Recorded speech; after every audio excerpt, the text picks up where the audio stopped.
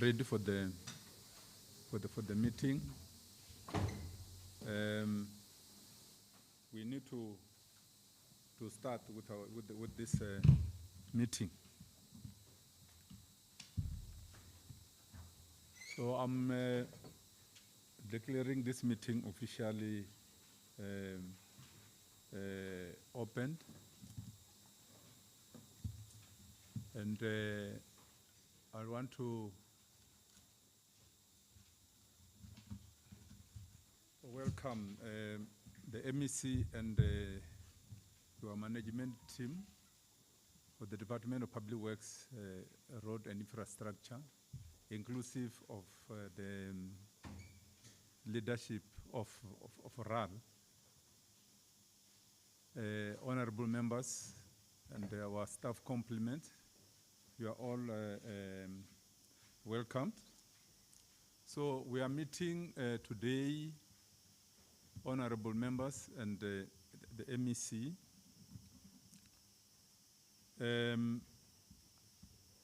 after the National Treasury Fiscal Framework debacle, where there was a tabling of the budget, and which affected also the provincial budget tabling, and eventually we were able to retable the budget as the province and the department in particular. Of course, in terms of the law, the time frame, the budget are expected to be adopted by the end of June, of which the MEC and the HOD, I think, will be able to present to us how you are going to navigate and maneuver. Now, once the budget is retabled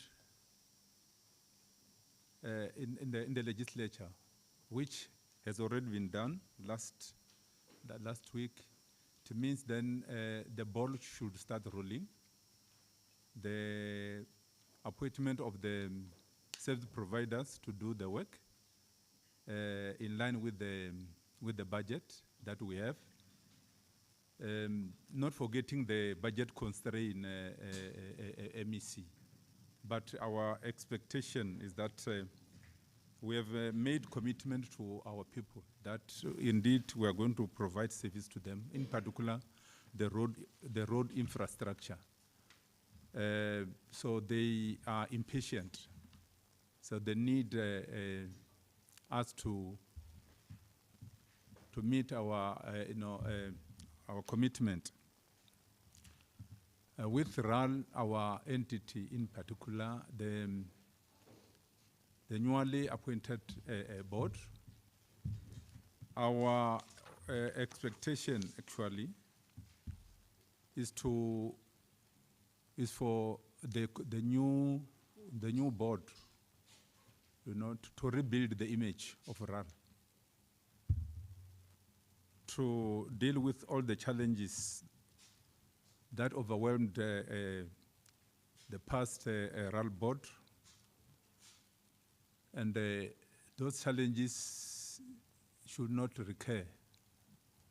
And then the focus then will also be to deal with the irregular expenditure, the issue of the overcommitment, for which, in terms of our presentation, possibly you will be able to clarify us as the portfolio committee. Honorable members are ready to make sure that you brief us also in terms of your building blocks as you lay a very strong foundation to rebuild the image of the entity. The same applies to the public works, the projects that are marked for this financial year, and then as you'll be presenting the readable budget and the APP, so we'll be able to reflect on some of the critical areas, some of which the honorable members are already ready to raise them with you. So we appreciate this moment, MEC, that you are invited to the meeting and then you heed the call. That is the accountability. You account to this portfolio committee, which is an extension of the legislature. And with those few words, honorable members and the MEC and your entourage, you are all welcomed. So now we proceed to our introduction. My name is Nechpepe Katuchero, the chairperson of the portfolio committee. And then, yes.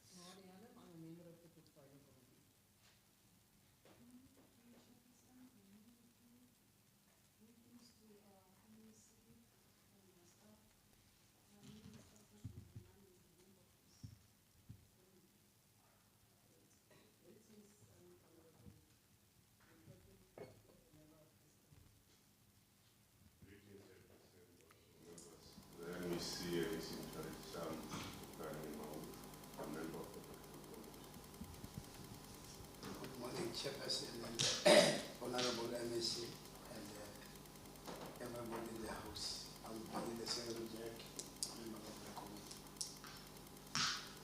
Tobela Naki Lebogo Jacob, member of the committee. Then our staff complement.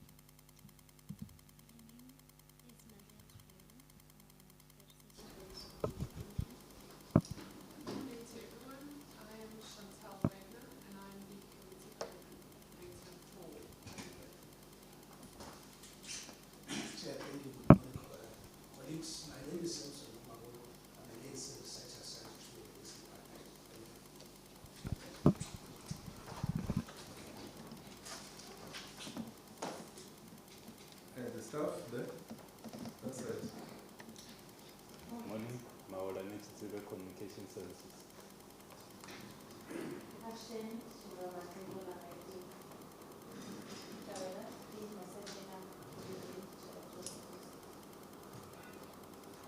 Thank you. And then I'll pass over to the MC. Thanks very much, Chair of the session.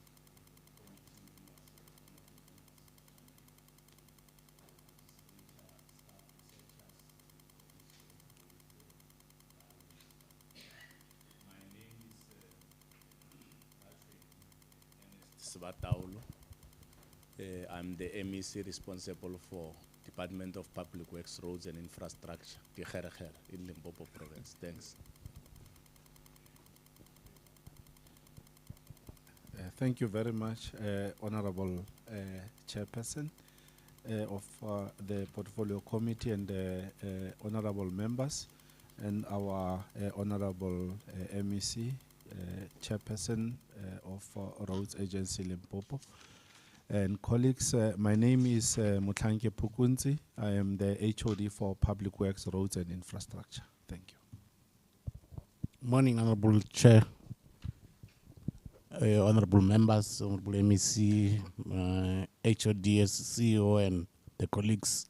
My name is Moses Tseli. I'm the chairperson of the Road Agency Limpopo Board. Thanks. Tobela, Honorable Chairperson and honorable members, Honorable MEC, HOD, Chairperson of the Board, CEO, colleagues. My name is Mahlasedi Mhlabane, the CFO for Public Works. Good morning, Honorable Chairperson and honorable members, to our honorable MEC, HOD, and the Chairperson of the Board, and the colleagues. My name is Makita Chesani. I'm the Acting Chief Executive Officer of Roads Agency Limpopo. Good morning to the Honorable Chairperson, honorable members, honorable MEC, the HOD, the chairperson of RAL and the acting CEO. My name is Danny Legodi. I'm the acting executive manager for strategy, performance, and monitoring. Thank you. Good morning, Honorable Chairperson, Honorable members, our Honorable MEC and our HOD, the Chairperson of the board and the acting CEO, all colleagues. My name is Lidile Mashilwane, the Chief Director for Roads in Public Works and also acting as the Chief Director for Property and Facilities. Thank you.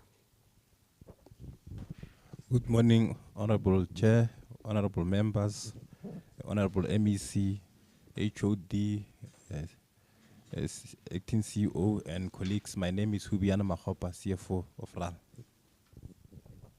Good morning, Honorable Chair, Honorable members, Honorable MEC, HOD, Chairperson of RAL, acting CEO and colleagues. My name is Melita Modiba. I'm the Chief Director responsible for Health Infrastructure Management from Department of Public Works, Roads and Infrastructure. Thanks.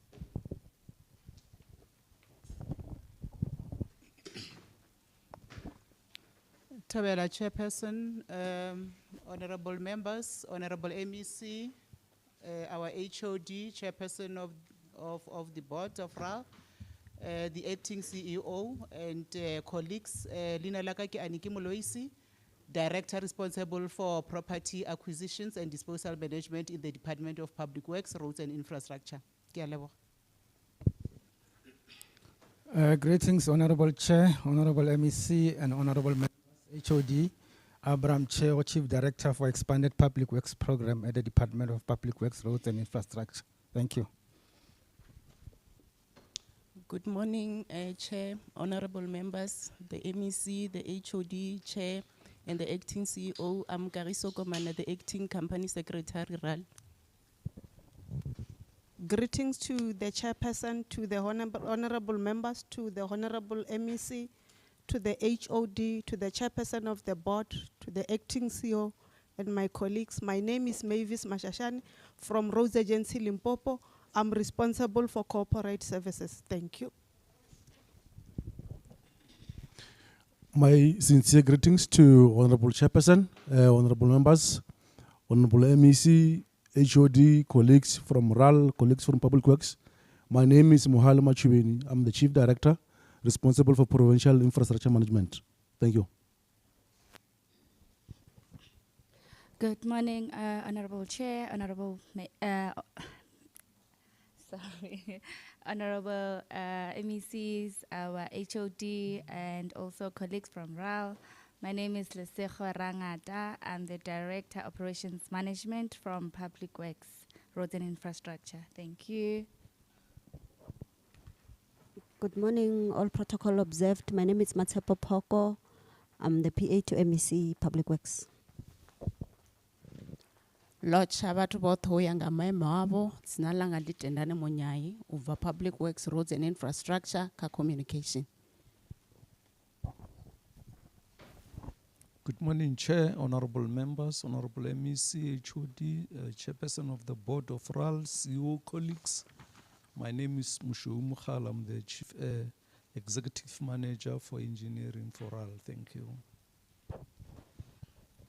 Good morning, Honorable Chair, Honorable Members, Honorable MEC, HOD, Chairperson of RAL, and CEO of RAL and colleagues. My name is Kishan Tulsi. I'm the General Manager for Planning and Design at RAL.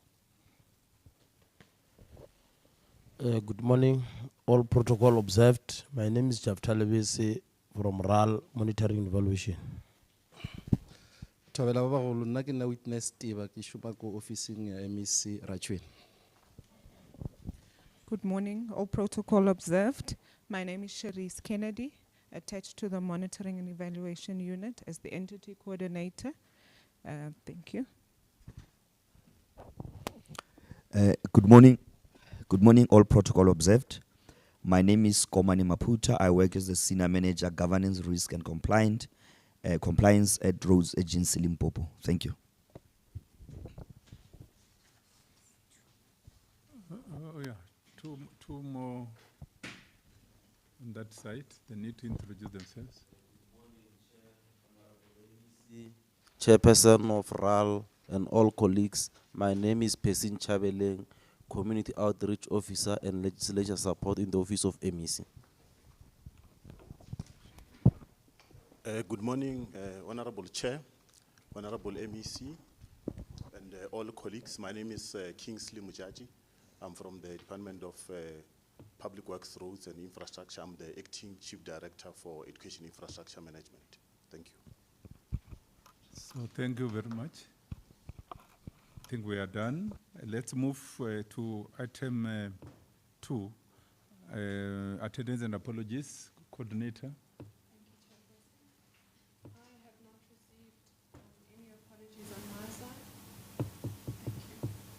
No, thank you. And then in terms of the attendance register, is it circulating?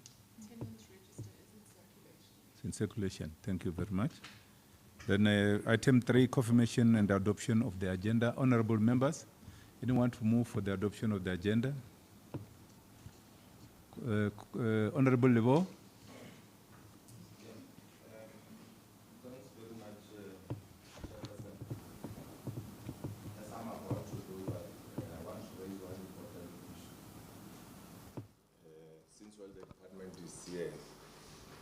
So that we don't just meet here for malicious compliance. It's important to raise it in the presence of everyone that when we are required as per legislation to meet here, we do so. And any decision that we take here must be respected. That's very important. So I don't know whether there is somebody who's playing the MEC or the MEC is part of the package which seeks to undermine this committee.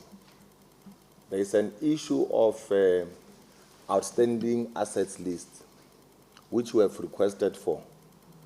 And I'm tempted to move that before we start with the meeting, we get the list of the assets which we have been asking for. It's very important because if we can't raise it, we will still meet and come in the next meeting. And we have requested important information of state assets which can actually relieve the department from the budget constraints.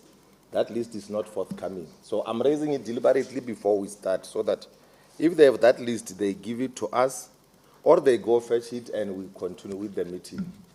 Thank you, Chairperson.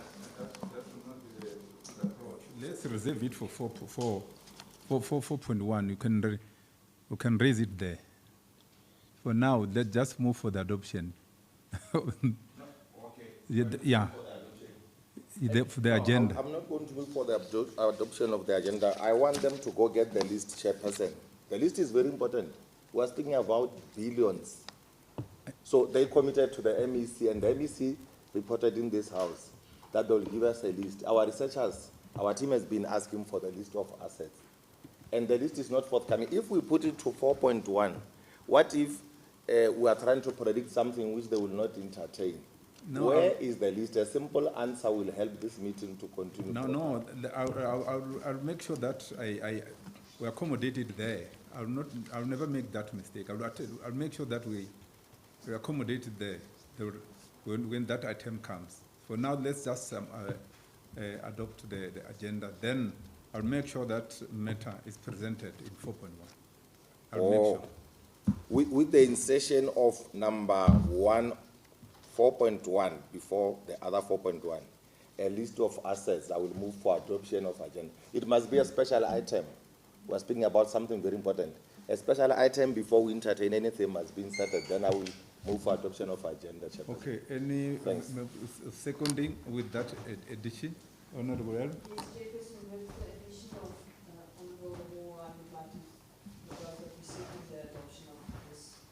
The agenda has been adopted and seconded. Yes, with the addition of the list. No, let's move on to 4, which is business of the day. The 4.1 briefing by the department and the RAL. Now, the 4.1.1 will be the list of assets. 4.1.2 then will be the briefing by the department And then 4.1, it will be 4.1.3. That is how we are going to approach it. Then I'm heading over to MEC.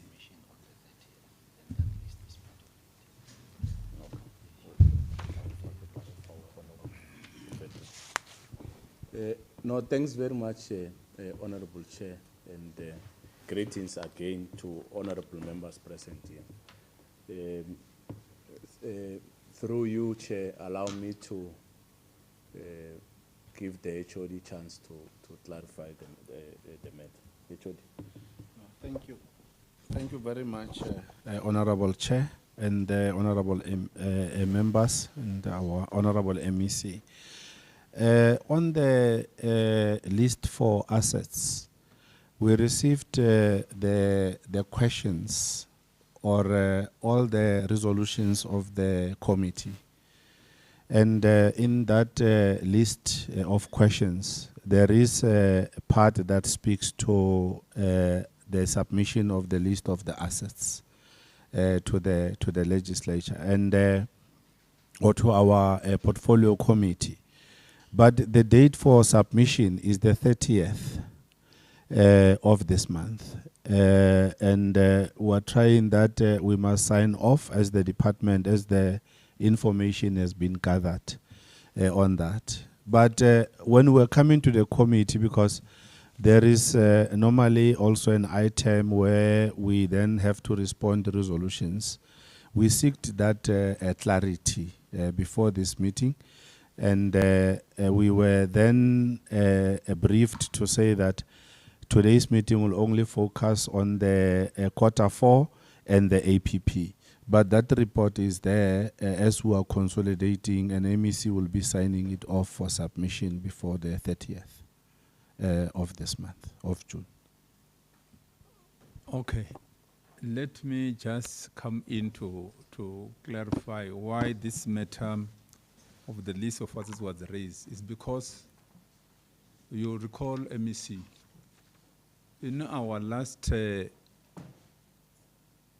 meeting with yourselves, when we were discussing about the immovable assets and then the other, department property, that matter was raised, and a response from the MEC was to say there is a list of assets that is being developed, and then it will be presented to this to this committee.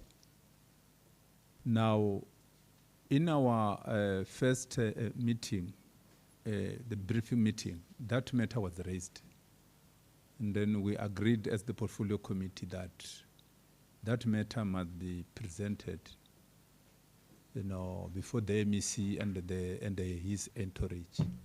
That is why you had one honorable member raising it sharply, and then it was reported. That's the position of the portfolio committee. So, be that as it may, honorable members, that is the response from the department through the HOD. Are you satisfied with the response, or what do we do? Because when they came here, like the HOD is indicating, they were directed as to what would be needed from them. They are going to present on the two items, the 4-quarter report and the budget and the IPP. I'm just want to check with yourselves. Honorable Machete. Can you have the mic so that you are audible?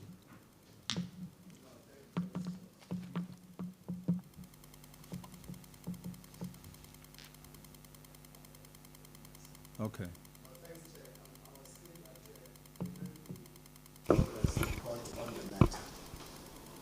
One is supposed to support that. I think there's work we'll be able to get the report. So I agree. There you are. Honorable Jack.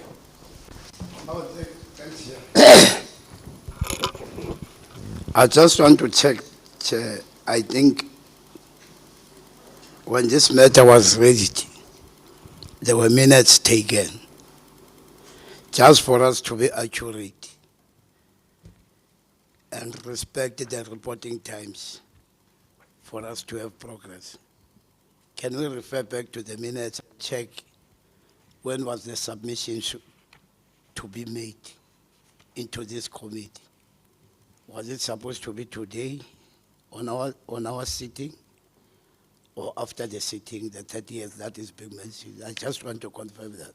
Thank you, Chair. Just to guide the meeting, if we take that approach, I don't think then it will going to take long, because we must check the minutes. Must just go back and check the minutes. I don't know if we could maybe have another sort of an approach that maybe we give time the department, we allow the meeting to flow, then we give them the time frame that we get that list as the portfolio committee. I don't know, Honorable Mishop.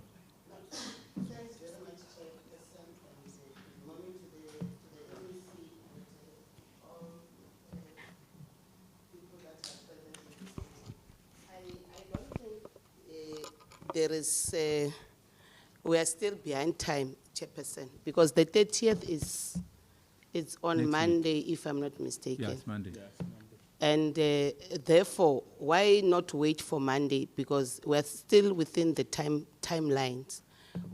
I don't agree that we give the department another timeline, because already we do have the timeline, and the time frame is on the 30th of June, of which we are only left with some few days. So to me, I'm agreeing with the proposal that was made by Honorable Machete, that let us wait for the 30th so that the department can give us that list. So that is the date that we're having. Let us respect that. That's my take, Honorable Chair. Thanks. Yeah, I think here, Honorable Ibo, I'll give you time, just maybe a minute, but we'll have to make consensus that, and in fact, we're not disagreeing. We're saying, but the predicament is what the HOD has just presented, but giving again space to accommodate that matter.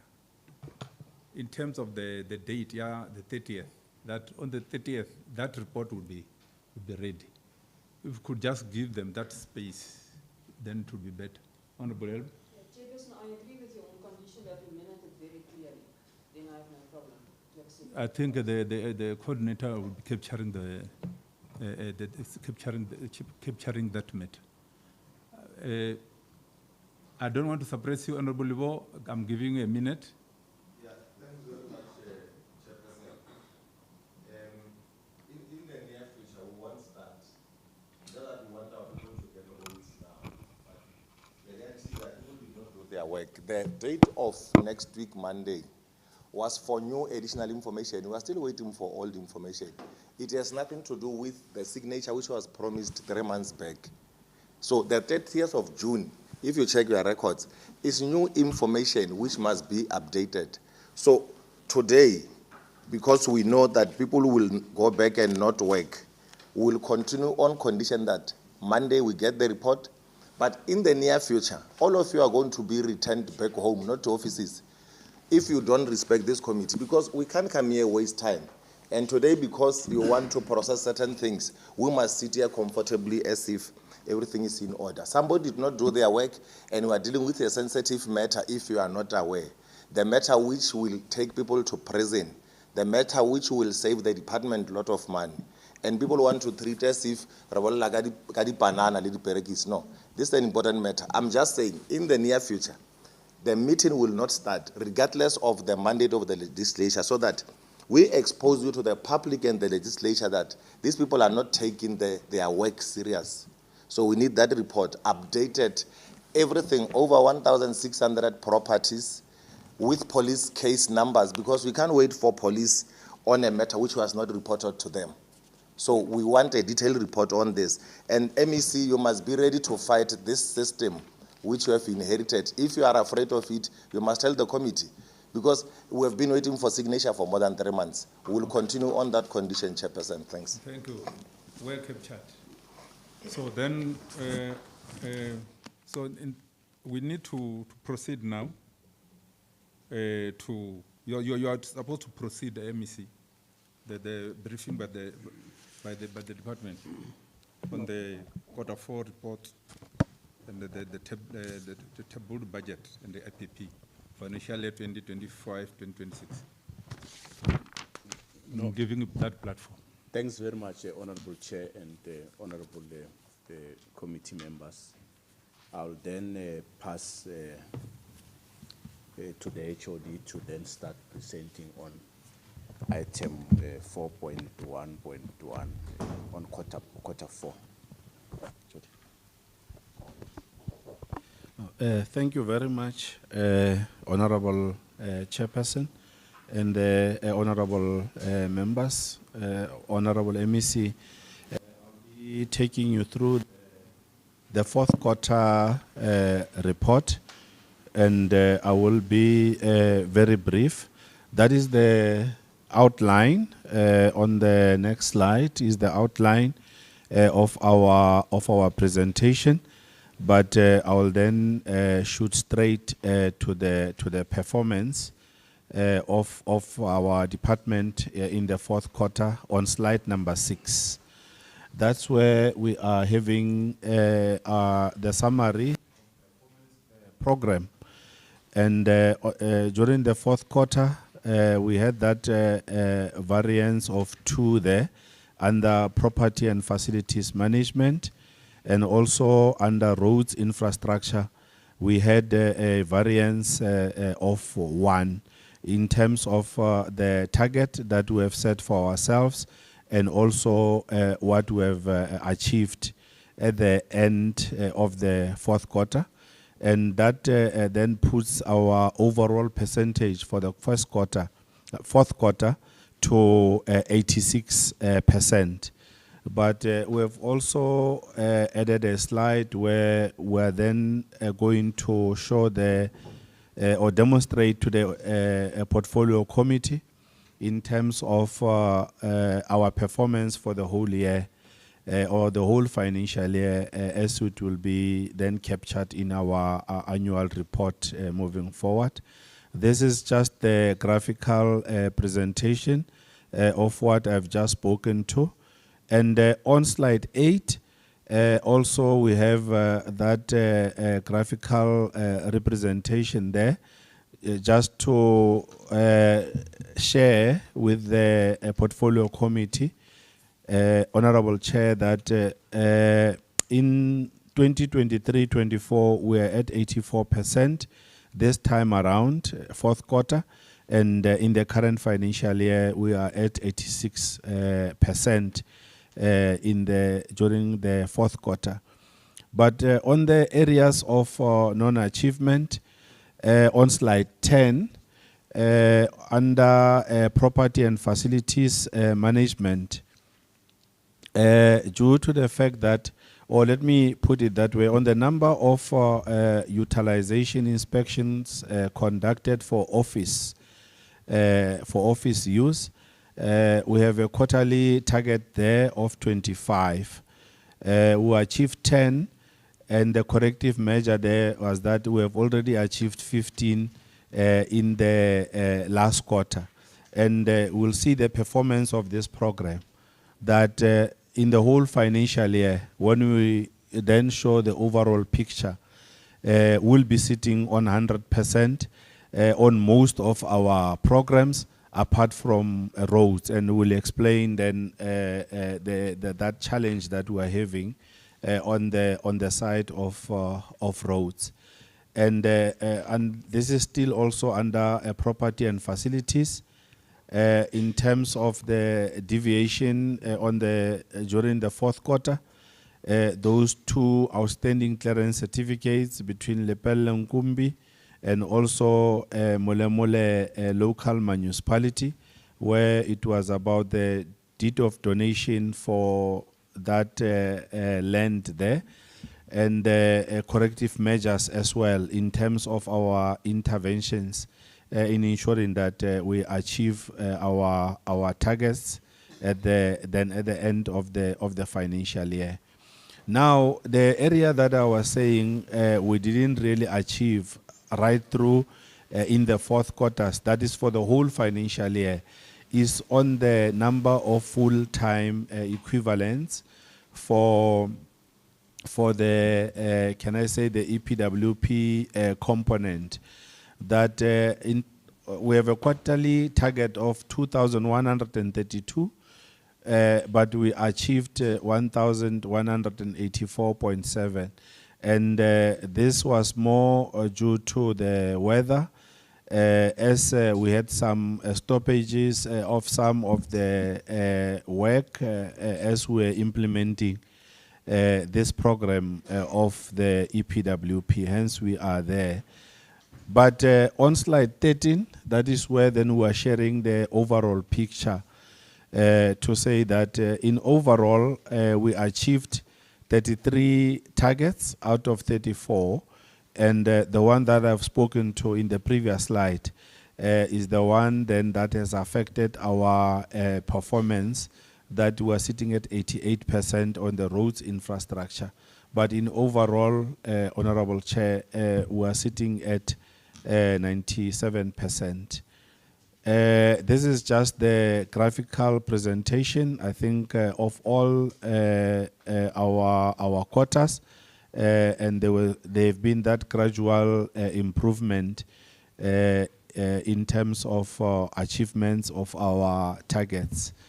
On spending, on slide 15, we're sharing here with the committee that we had an under expenditure of 385 million, that in total we spent 94% of our total budget, and all the programs and the economic classification, we are then able to then see all the percentages there. But just to share with the committee in terms of the main the issue that is impacted on our spending during the last financial year, we received 412 million during the second adjustment budget for disaster funding, and that 412 million, it was in the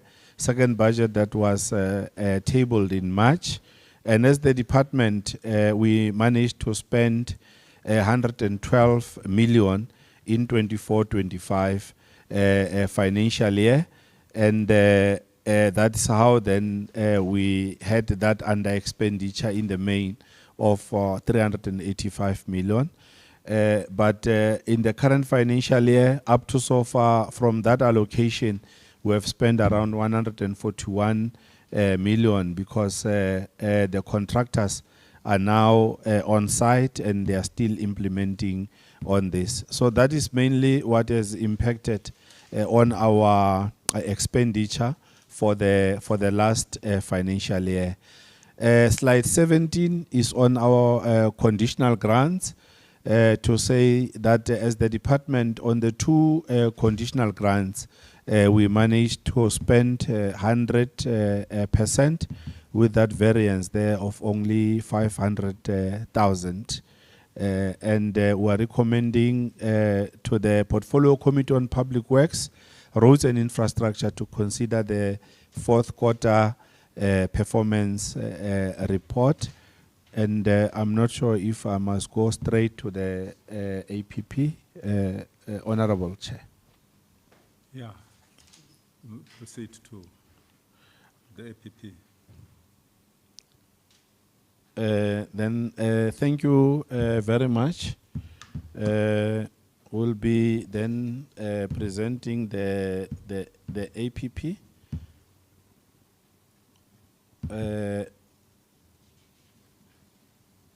I'm not sure what happened to my laptop now, because I was like thinking that I will move faster with it. It's a bit stuck. I'll give it time, but we are presenting the annual performance plan for the 25-26 financial year. If we can go to the next slide. And this is our outline for the presentation. That for the current financial year, our vision and the mission did not change as the department. Will then talk to the items as they are then presented there on the presentation outline. We can go to the next slide.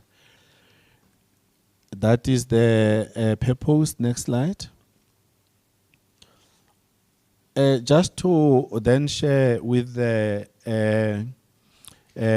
portfolio committee, honorable chair and the honorable members of the committee, that as the department we have gone through the planning process, and we're working very closely with Office of the Premier as we're planning for our APP, and therefore our APP is derived from all those key strategic documents that are there, that assisted us in putting together the Limpopo development plan.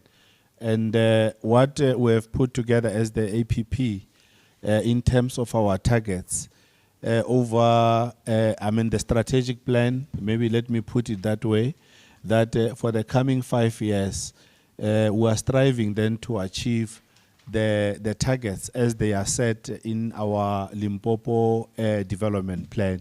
And when we look into our Limpopo development plan compared with the last financial years, we'll see that the numbers are increasing, more especially as we then introduced the Dikharekhere program in terms of the kilometers that will be regraveling and the other work that we'll be doing through our department and also Roads Agency Limpopo, and also our households there moving forward. We can move to the next slide.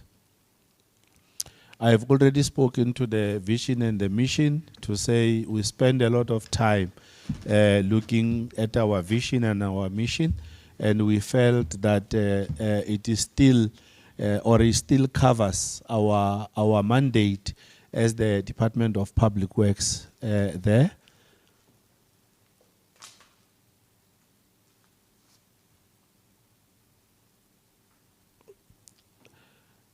This is the departmental impact statement, the accessible, integrated and sustainable infrastructure for socio-economic and also for economic development in the province, as we'll want to achieve that as the Department of Public Works.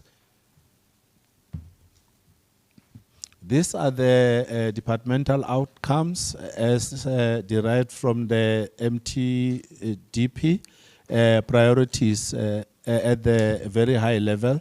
And I will not really go through those, but just to mention that as the department, we are also aligned to the medium-term development plan. As also our Limpopo development plan is derived from that key strategic document. Okay, I think we can then leave this slide as then is talking to our strategies there. This is our output indicators that we'll be talking to. This is program 1. That also includes finance into it. And those are our output indicators that then led us to our annual targets in terms of what we'll want to achieve come the end of the financial year. In terms of the targets that are linked to the outputs and the outputs indicators, will be able to pick up the program 1, where housing, finance, and also the corporate services in the department, and those are the outputs that we'll want to achieve.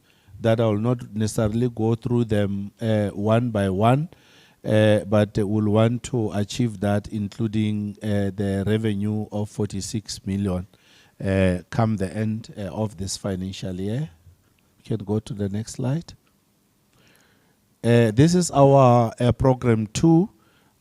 In program 2, we have a number of sub-programs, and the first one is property and facility management, with that outcome of achieving sustainable roads and building infrastructure. And we'll see that outcome cutting across in all our sub-program, especially in this program.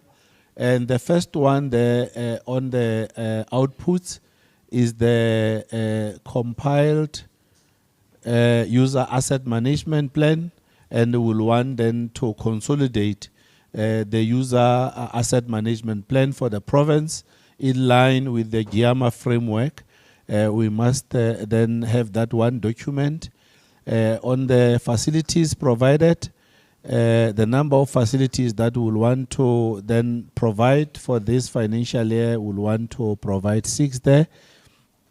Inspections conducted for optimal utilization of our assets, and mainly office accommodation.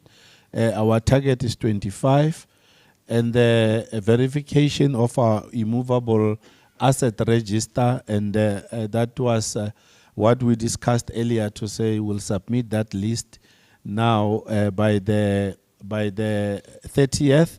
But yeah, we're talking about 150 of those immovable assets that will also be verified and in comparing to our immovable asset register.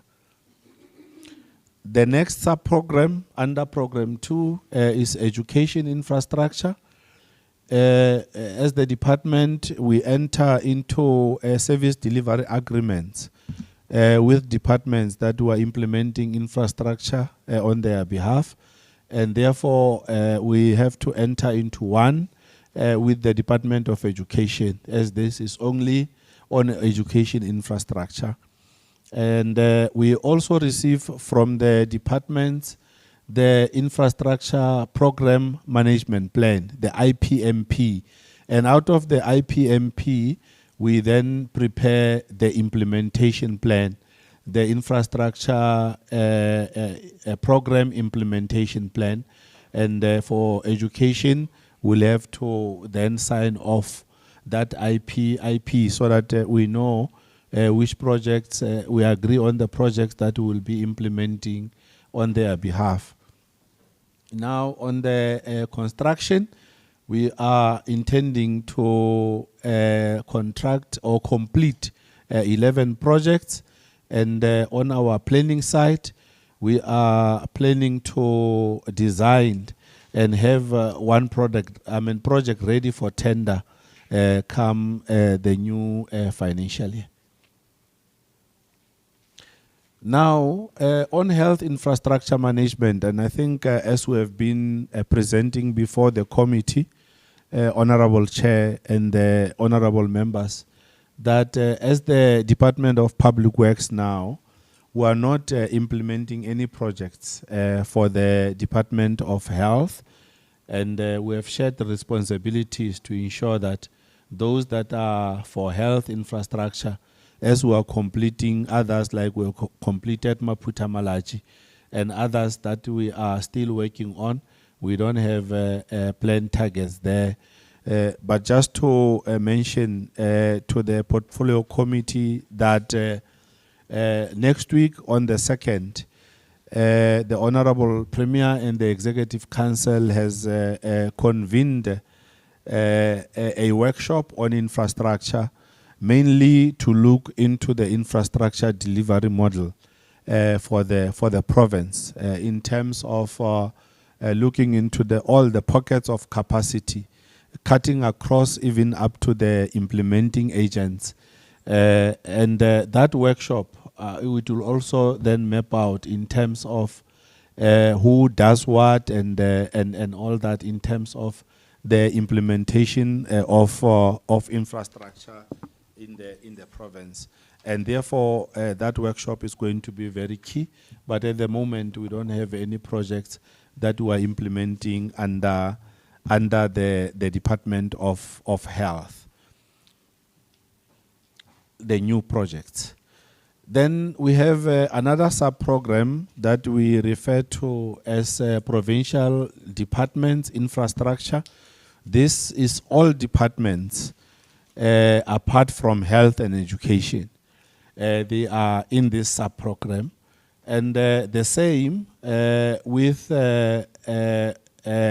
others like education. We have to enter into service delivery agreements with our departments, and the same applies to the Department of Public Works, and hence the second SDA is between the two teams in the department. As I will be entering into the service delivery agreement with HODs, the team in properties and facilities and the team in infrastructure management, they will also enter into that SDA so that we agree on the terms and conditions as we implement the infrastructure. The IP, we are also expecting the program implementation plan from departments, and with that, we'll be putting together the infrastructure implementation plan for program implementation plan for all departments, including Public Works, and hence we are having 7 there. The design ready for tender, we have 24 there for the current financial year, as we then plan for the new financial year.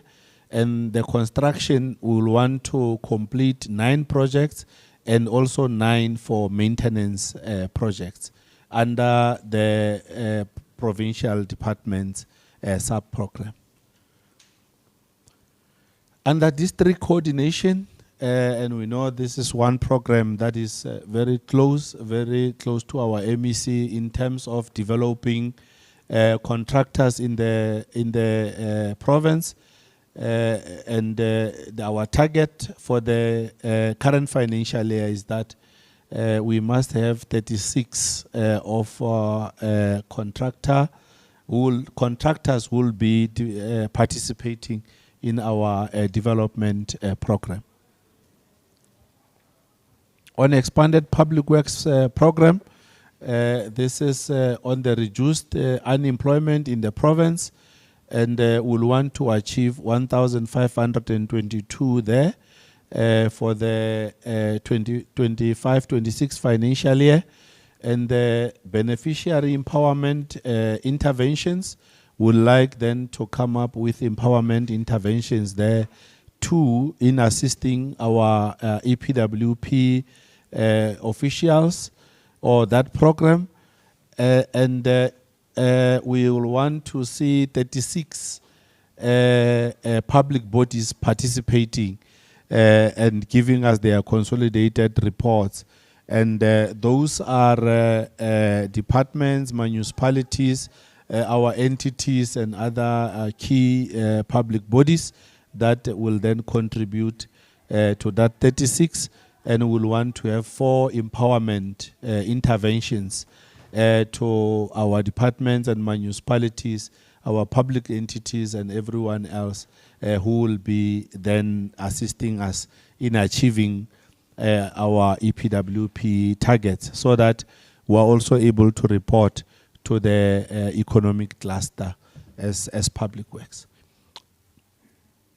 The last program is the roads infrastructure program.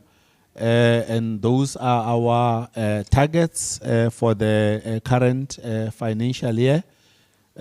On sustainable roads and building infrastructure, we have the kilometers of gravel roads bladed. That is the number there, 68,000. We have kilometers of gravel roads re-gravelled. We have 150 square meters and of black top patching. The square meters were even 315,000. And also on the surface roads rehabilitated, we have 550,000 there. And on the surface roads resurfaced, we have 500,000 square meters there. That is the roads infrastructure. And the next, I think it will be the budget. Before the budget, let me complete on the roads infrastructure.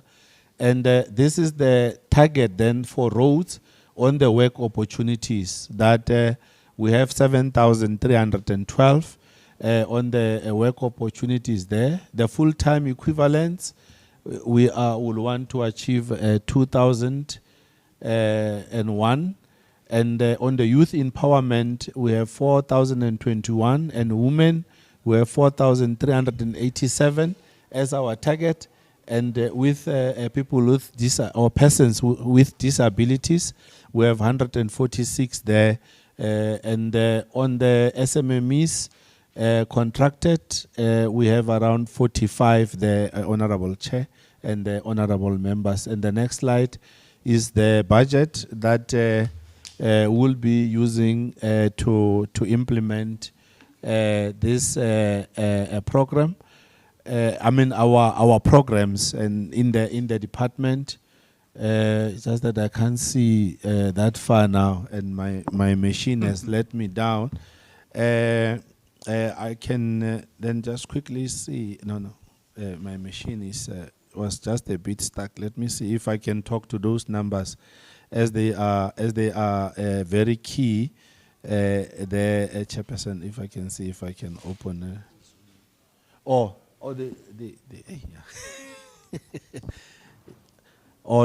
thank you very much.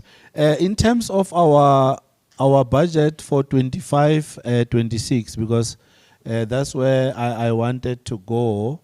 For 25-26, the total is 5 point? Yeah, we are at 5.6 billion.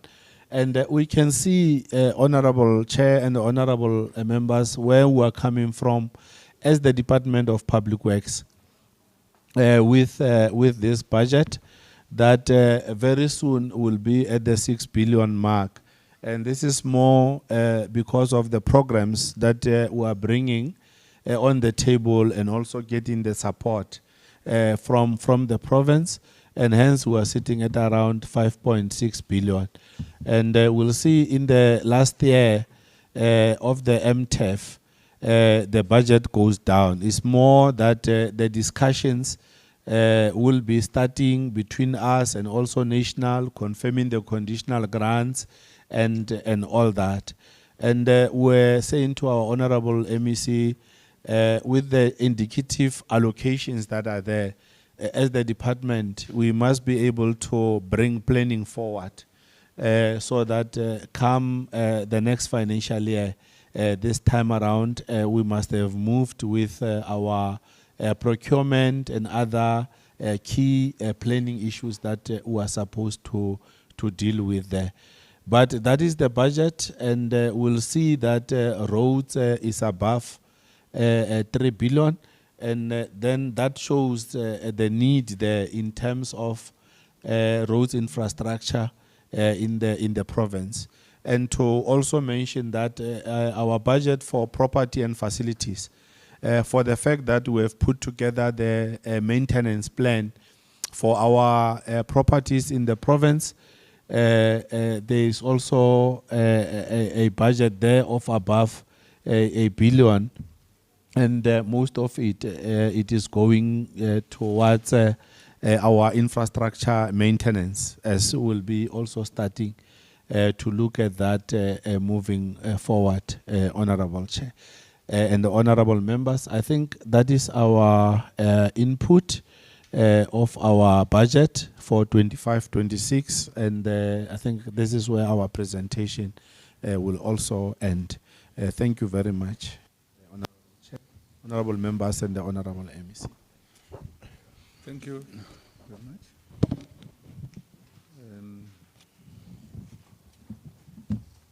We are proceeding to RAL. Yeah. Thanks very much, Honorable Chair, and greetings again to all honorable members present here. Through you, Chair, allow me to then request my colleague from RAL to take us through the presentation. Over to you. CEO.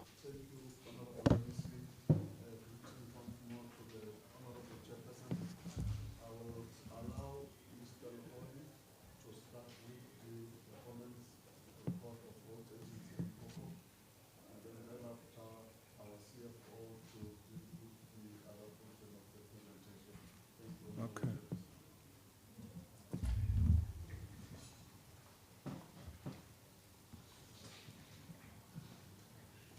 Thank you very much, Honorable MEC.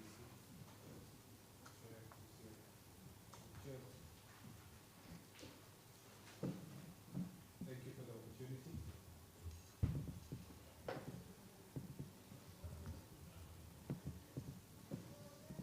The first presentation is with regards to the fourth quarter of Road Agency for 2024-2025. My name is Denny Dohodi, and I'm the Acting Executive Manager for Strategy, Performance and Monitoring. I'll go straight to the purpose of the presentation, which is to provide an update and request the Portfolio Committee to consider the Q4 performance report of the entity.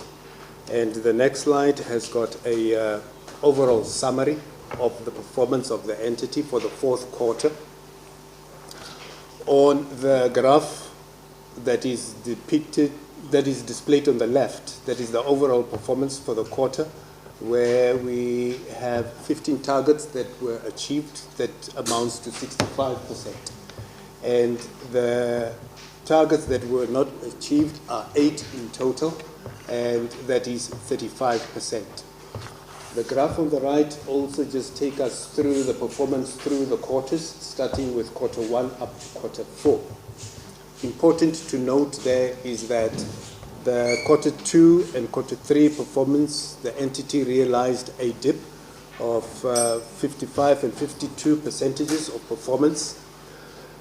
However, what is very comforting and very encouraging is that in Q4 we started to see a rise in performance that is rising to 65%, and we hope and that gives a hope that in the coming quarters, especially the new financial year, RAL will start to perform at its peak again. The summary of performance with regard to the programs.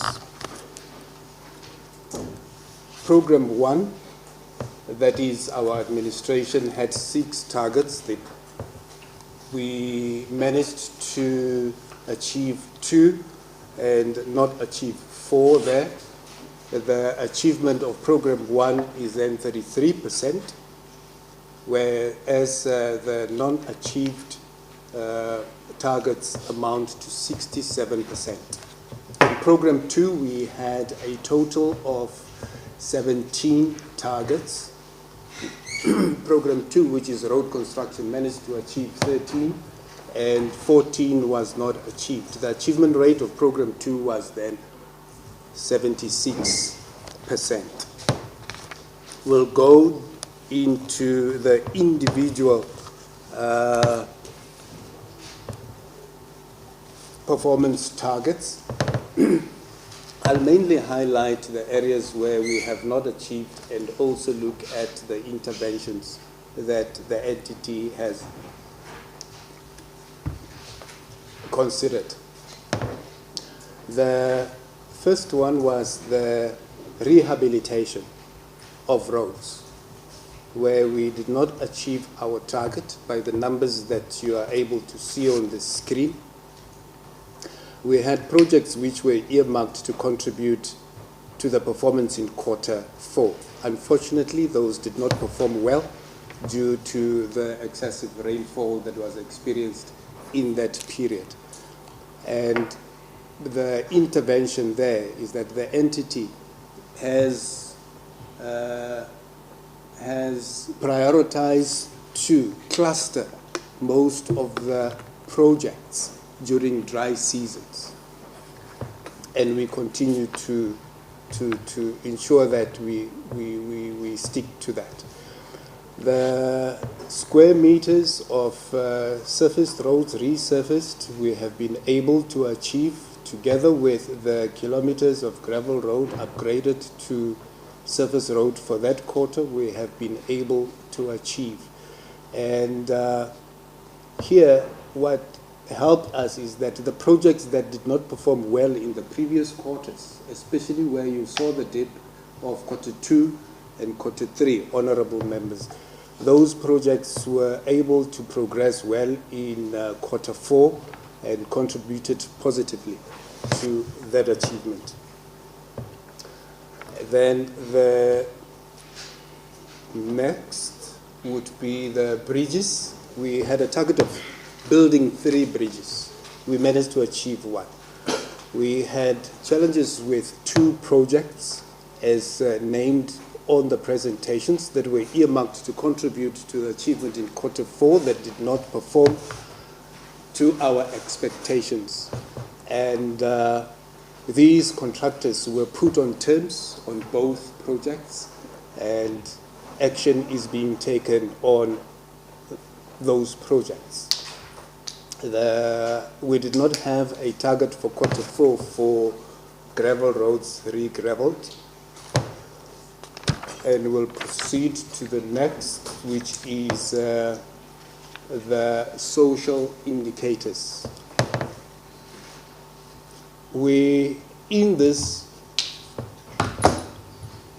part of our portfolio of social indicators, I just need to preface that most of the targets, or all of the targets, were achieved, mainly because of the high volume of work that was commissioned or accelerated for Q4. Most of the contractors were able to put more laborers on site and also put more SMMEs into the works.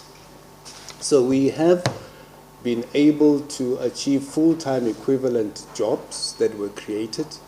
We were able to spend on employing laborers and overachieved on that part as well.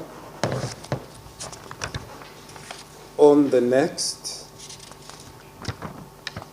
with regard to payments to our SMMEs, we have been able to overachieve there, and the number of work opportunities created was standing as 685 for the quarter. And out of the work opportunities on the next slide, we have seen a success rate of having 416 young people being employed in those work opportunities, whereas 336 were women. And for persons with disabilities, we had a target of 8. And we have recorded 14 there. The SMMEs contracted, we had planned to have 42, and we were able to then reach a number of 104. Out of the local workers that were on the projects, our target was to train 84. And we were able to achieve that target and recorded a number of 103. 13 workers who were trained for the quarter. From this point onwards, I will invite the Chief Financial Officer to take us through the financial part.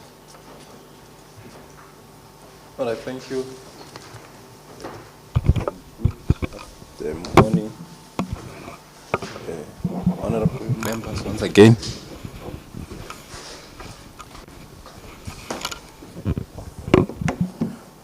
I will be taking you through finance. In terms of finance, we have initial budget allocation for the year, which was 2.4557 billion, and it increased by 338 million during the year to 2.895 billion. And we also have our own generated revenue, which the major contributing from that is an interest, as well as the revenue generated from billboards, where our budget was sitting at just 6 million. So in quarter 4 of the financial year, we requested 752 million, which we spent in that particular period. And also in terms of the split between conditional grant and equitable share, our budget is almost split evenly between the two categories of grant, whereby 1.487 billion is allocated to equitable share and the remaining 1.4 billion is allocated to the conditional grant. So in terms of the split, the road infrastructure has been allocated 2.3 billion in that financial year, which was part of the initial budget. But during the budget adjustment, the major part of adjustment, it went to that category of budget, where it increased to 2.673 billion. So also included in the budget adjustment is a 1.786 billion for road maintenance, and the other portion, which is 887, is allocated for the road upgrade. So by the end of quarter 4, we spent 2.711 billion, which is 1% above the budget, and that translates into 38 million over the budget on the road infrastructure program. So, but we also had equal underspending on the admin program, which was used to offset that 1% overspending. So in terms of the split of that expenditure of 2.711 billion, so 1.2, it went to the 1.2 billion, it went to the road maintenance, and 1.4 billion, it went for the road upgrade. And the commitment at the end of quarter 4, we're sitting at 2.4 billion, which was a major reduction compared to where we were at the end of the previous financial year.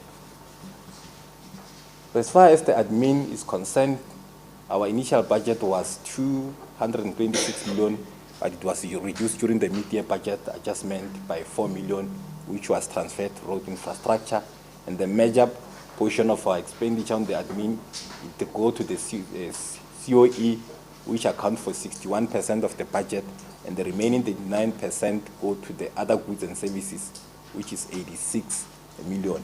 And that's where we spend 83% of the budget, which is 183 million, and we had underspending of 38 million, which was used to offset the more spending on the road infrastructure project.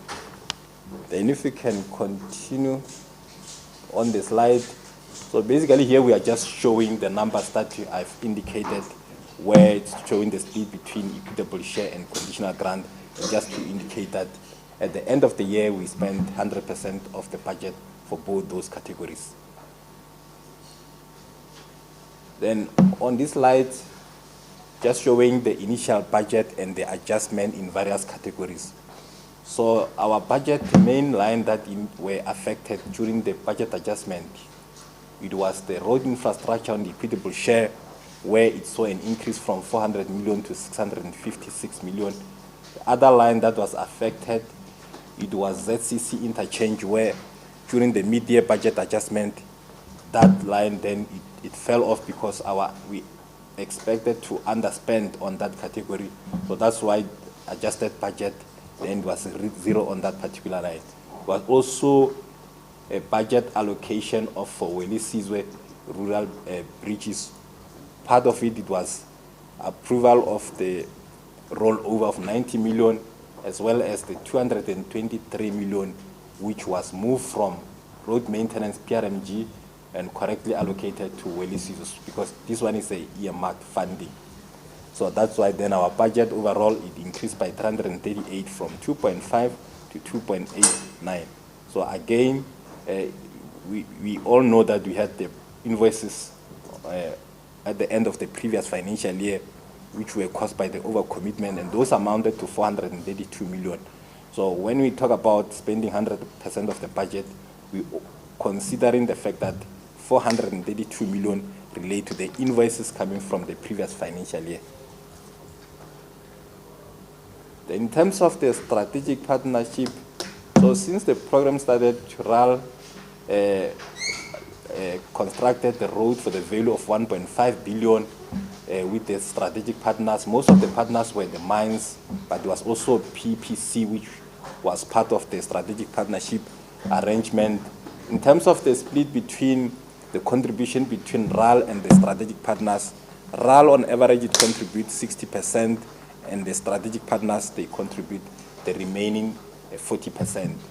So in that case, you see that strategic partners contributed 640.9 million, and RAL contributed 871.8 million of that 1.5 billion.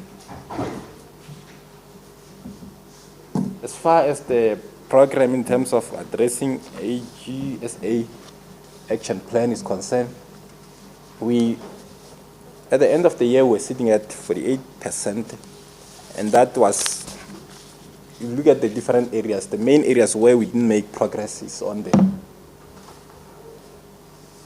the engineering, where most of the findings were not addressed, and that is because we have got long outstanding projects, and some have stopped, and then there haven't been much of a progress, and most of the findings can only be resolved once those projects that stopped resume, and that is only time that we'll be able to make progress. We also have other projects that have been continuing, but they are taking very long time to be completed, and they also contributed towards some of those findings.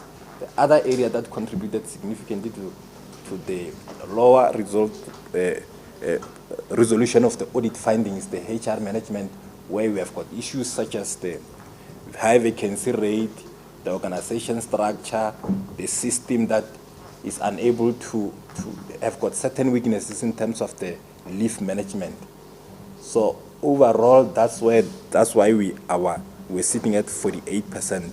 But in terms of finance, you'll be able to see that we actually managed to resolve all our findings. And supply chain, there was only one finding which we were unable to resolve by the end of the financial year, and that relates to the issue of the SLA on some of the contract that we entered into a few years back, and that project is ongoing, and there were issues with the SLA, and it's also going to be resolved once that project comes to an end. I think that is the end of my section. Thank you.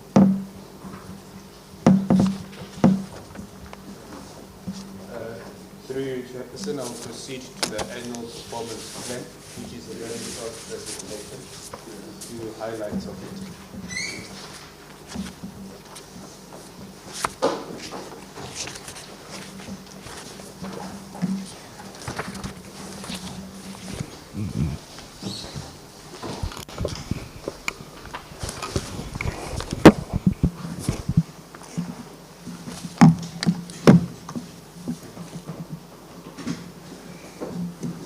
I'll highlight the strategic outcomes of the annual performance plan. I think this is one of the key areas because this is what we will be accounting on going forward. The first is in Program 1. The outcome there is for us to achieve an improved organizational capacity, whereas in Program 2, which is mainly road construction, is improved network infrastructure, which is the one outcome. And the third outcome is skilled and enterprising local laborers. We'll see as we proceed how our performance targets are packed under these outcomes. Through a process of a multi-stakeholder consultation, we have been able to develop both the strategy and the annual performance plan, which we are now summarizing. We have also provided a copy of the annual performance plan, and we believe that this is in your custody at the moment. We have retained our strategic character of vision, mission, and values, not without robust debate.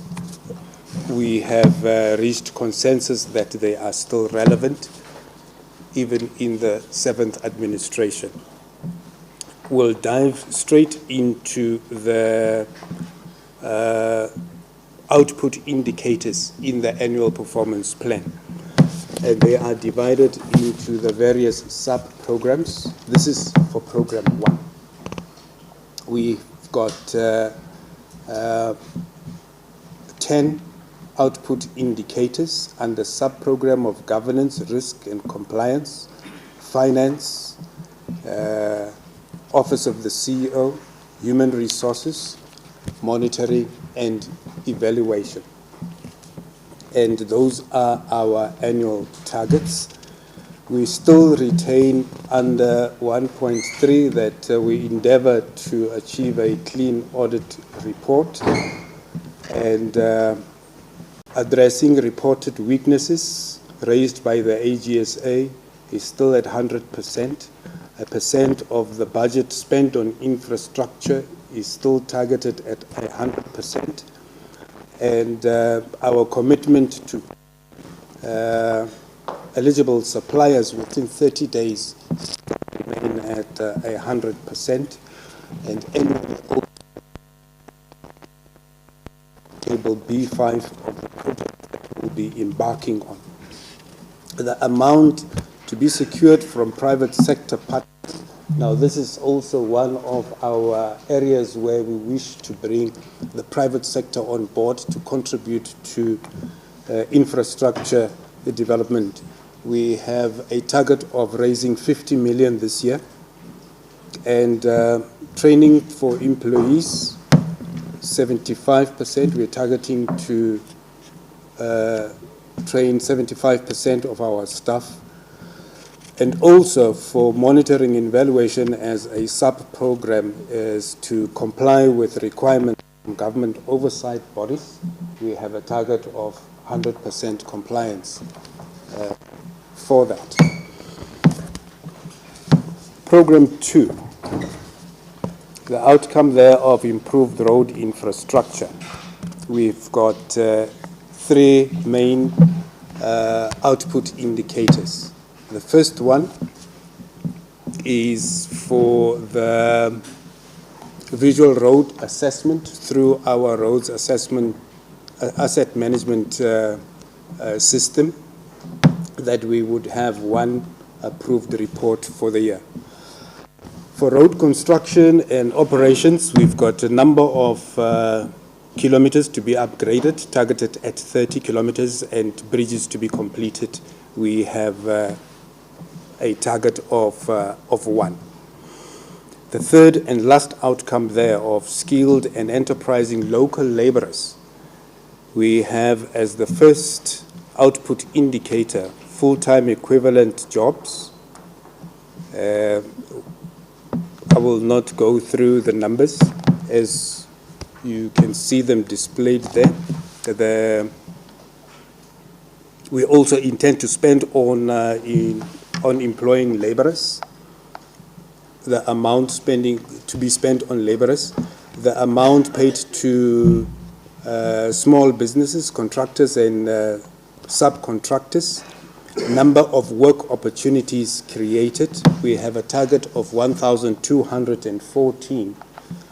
And out of that number, we would wish that we have 668 young people, 728 women, and people living with disabilities, we're targeting to have 24.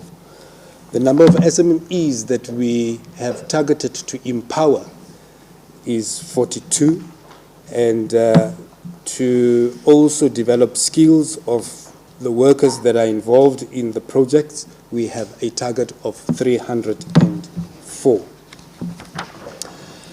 And the budget that supports this work, I'll invite the CFO to take us through. Thank you.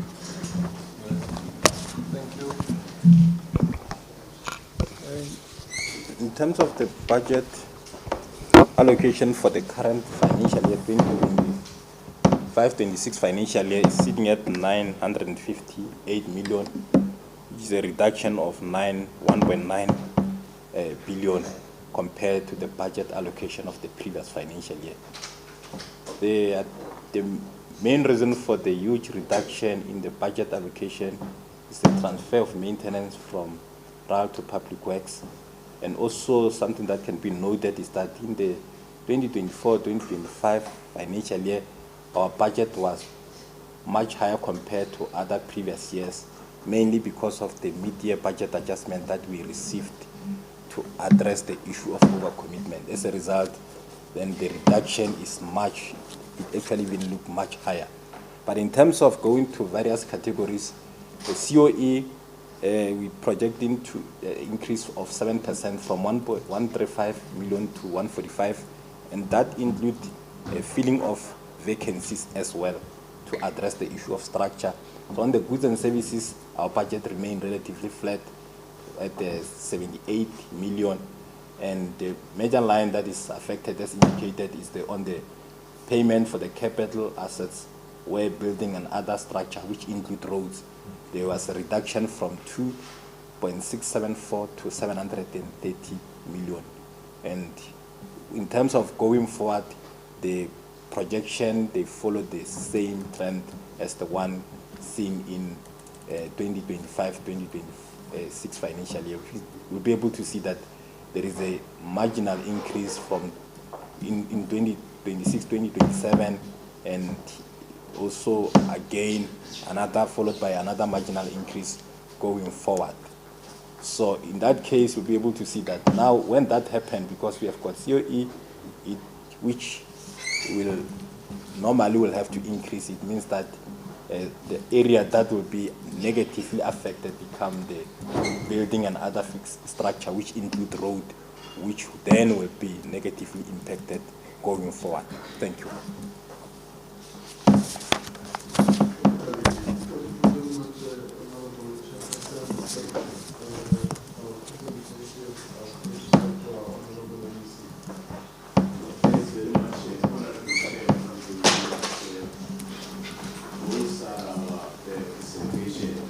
Honorable Chair and honorable members, from Q4 report on the financial year 2024-2025, and also the retabling budget and the APP for the financial year 2025-2026 from both the Department of Public Works, Roads and Infrastructure, and also Road Agency Limpopo as our entity. Back to you, Honorable Chair. Thanks. Thank you very much, MEC, and your administration led by the HOD. So, honorable members, those were the presentations in relation to Q4 reports, financial year 2024-2025, both the department and the RAL, the budget and the APP financial year 2025-2026. Now I am opening for questions and comments. Honorable members. I'll start with Honorable Liwo, then okay, Honorable Ann?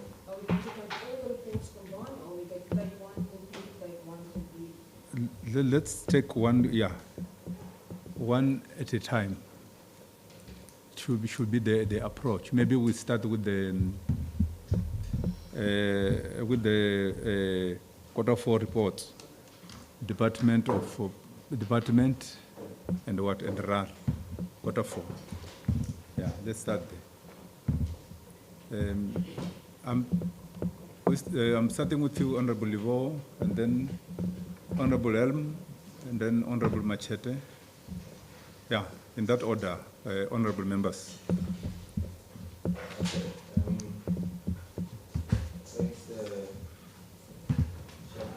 We are advised to use this mic. I just noted a number of issues which one will try to summarize them. And I thought members were going to be allowed to just raise, even if it's per report, but everything, but and like they've presented. So they'll be taking notes. However, we'll follow that route that we have advised. And we do note the MEC that you got new chairs here. You know, when you are used to something, we didn't even notice until you said, hey, I don't want to do it in summer. So we do appreciate that.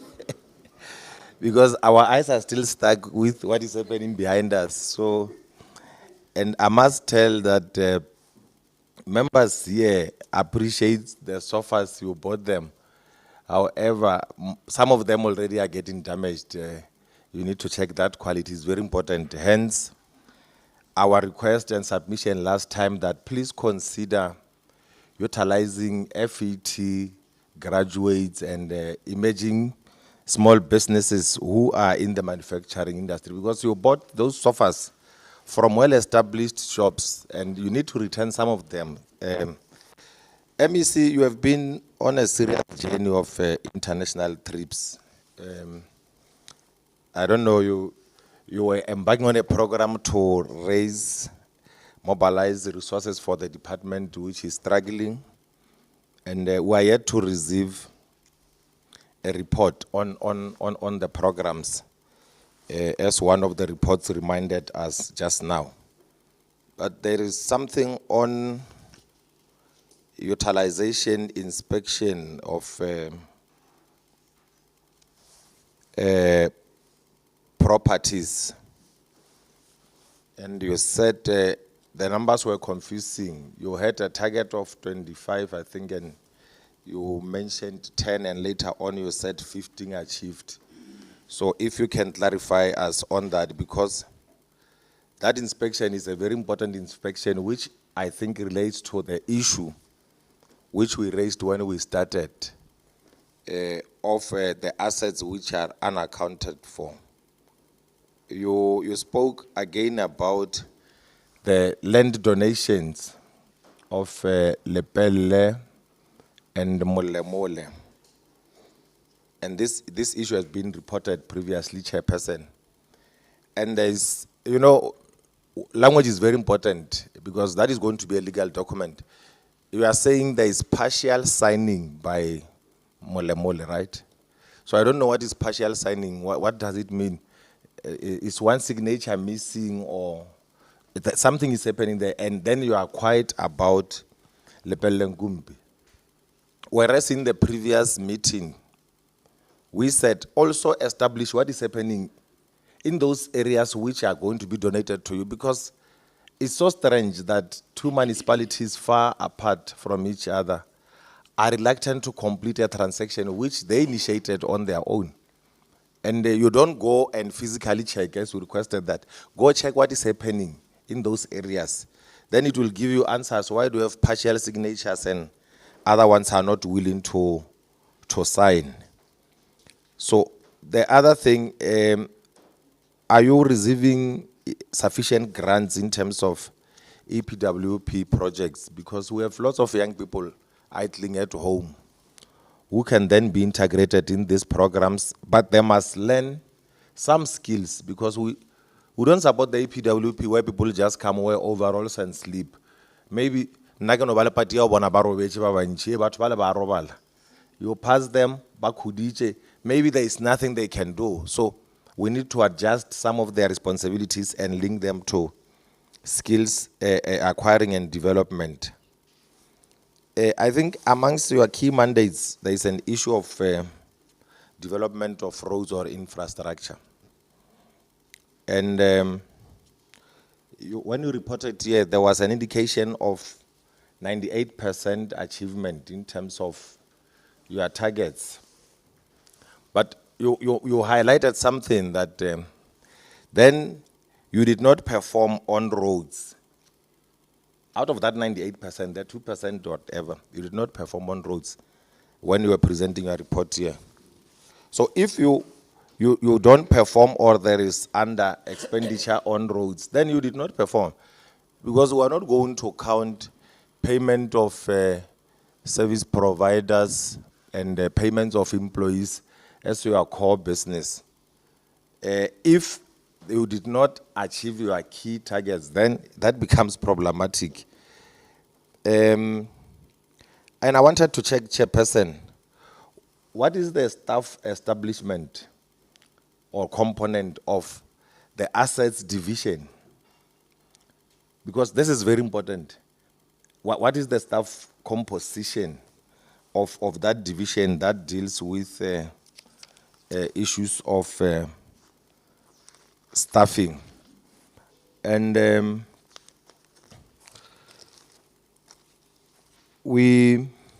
before I forget, it's very important that the MEC is so proud of the Dikgeregere concept.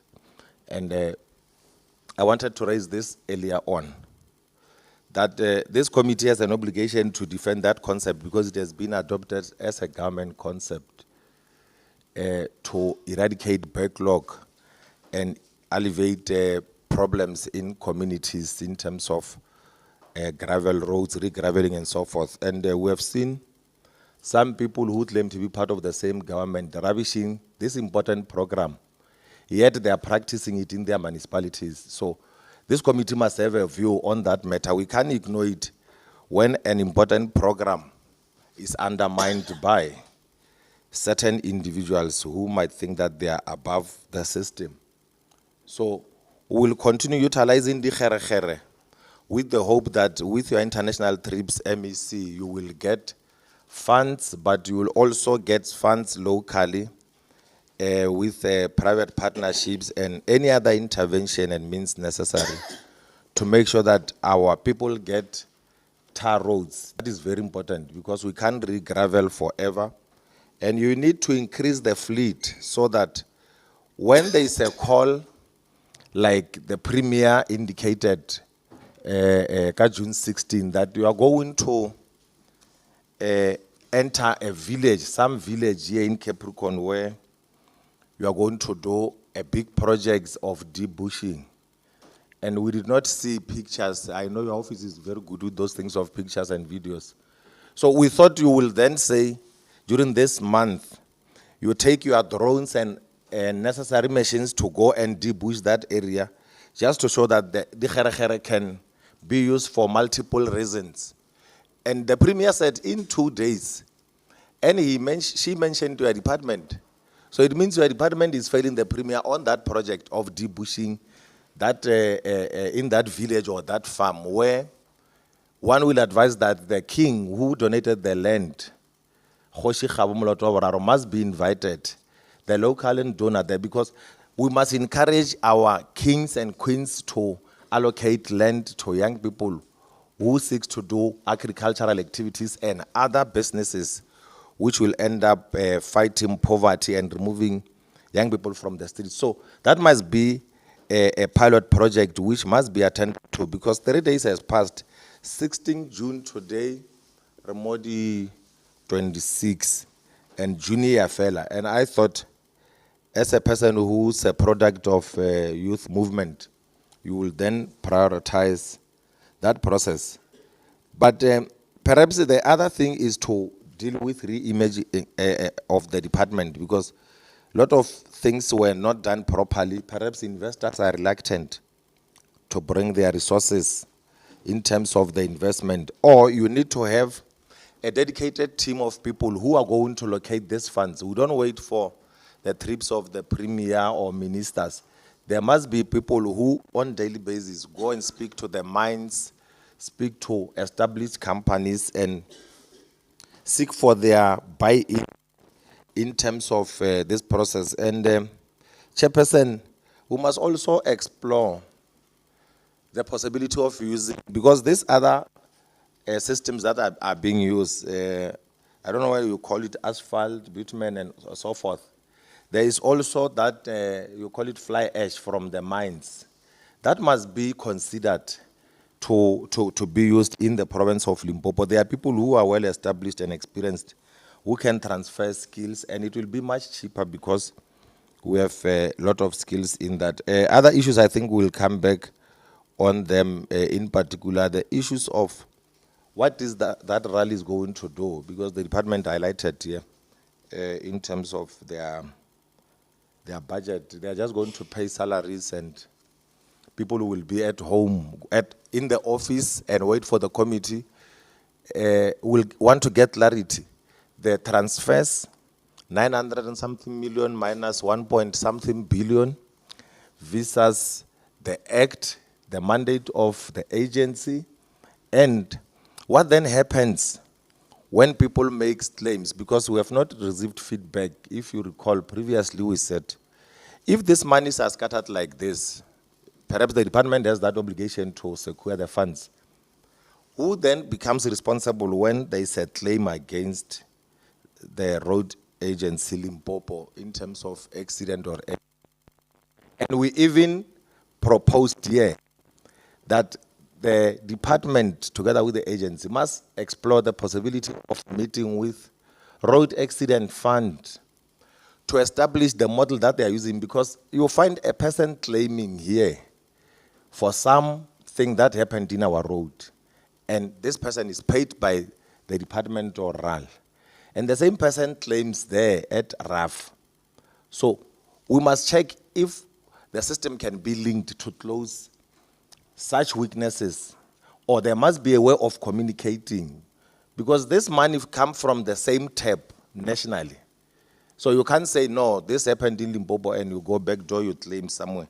It end up affecting the operations. And the last issue is there was 68.2% targets being met. And you mentioned something about 25% being your target on procured infrastructure. Why not 100%? We'll need to simplify those things. And then I will come back, Chair, because I thought we'll just open for all the questions at a go in that sequence, and then we then close. But thanks very much.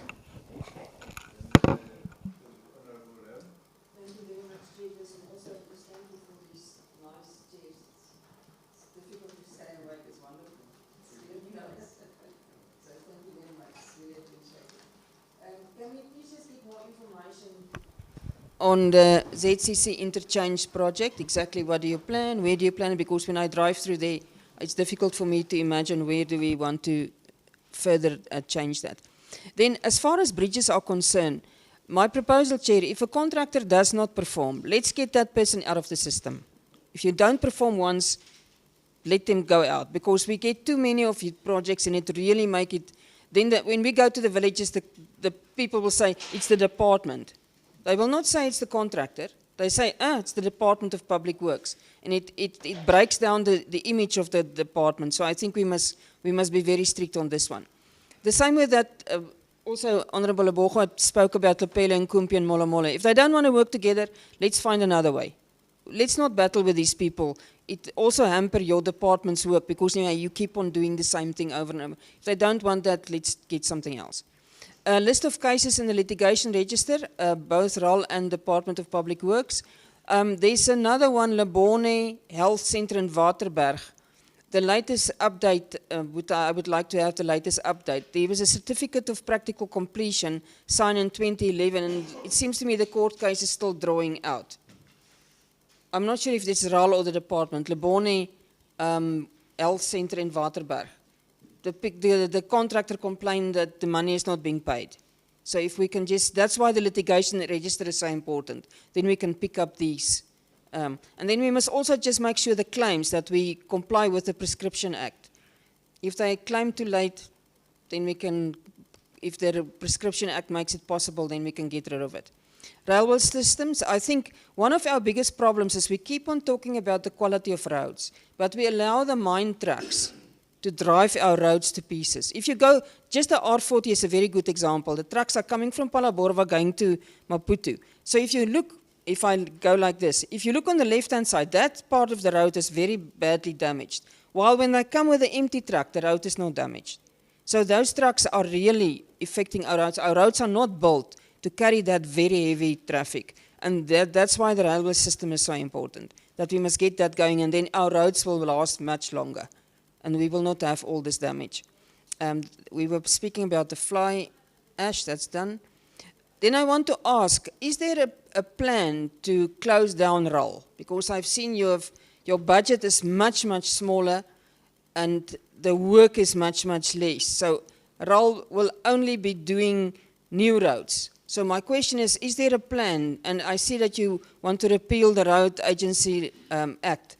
Now we just want to have because then we must find out what is going to happen with all the projects that is not finished yet.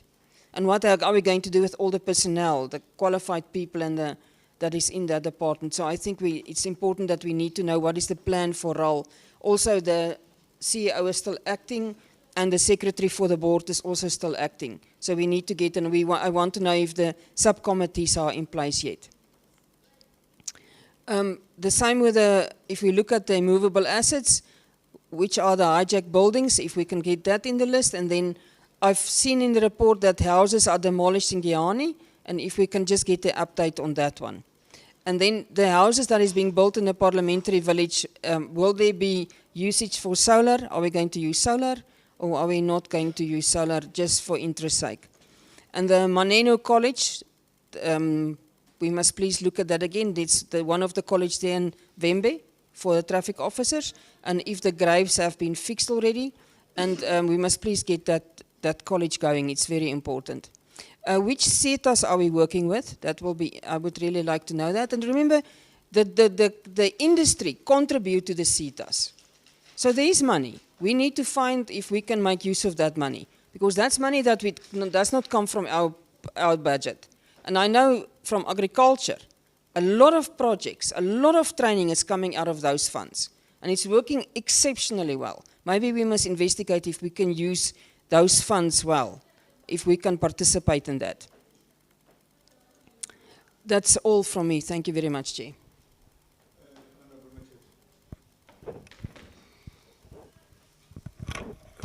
Thanks, Chair. I just want to speak to 3 issues. One will relate to the challenge with regard to the road. I tried to listen to the explanation. I did not get a full detail of what could have made the challenges with regard to the road. As it was presented, there was an indication that more information will be provided at a later stage. You can then provide so that we then have a sense of what is happening with regard to challenges on the road. And on the issue of underspending, I just want to check what was the impact in terms of service delivery, but also forthwith, what are the plans to deal with the issue of recurrence of this matter. Because I take it that if there's an underspending in relation to the project, we should be able to be provided with sufficient reasons as to why that could have happened, and build on that in terms of going forward, in terms of how we deliver service to our people. So I would also think that you could also provide some form of information with regard to that. But with regard to the issue of the challenges, as I said, with regard to road, we should also be able to appreciate that there is much appreciation on the Kharakher. And I think all of us, as we move throughout this province, we are able to see the province working through public works. It's a reality that is there. And I think we should be able to do more to strengthen that program so that it is capable of dealing with challenges in the interim as and when we are to deal with the other mechanisms that are there to ensure that people are able to get services. The last issue, Chair, would be on the conditional grants. And I think I should also link it with the mission, because sometimes we were very, very attractive missions and vision. But in terms of the actual work that we are doing, does not necessarily translate into that vision and mission. And I think it's one area that we must begin to speak to. But the key issue here is there was a spending of 100% in relation to the conditional grant. And if that is the case,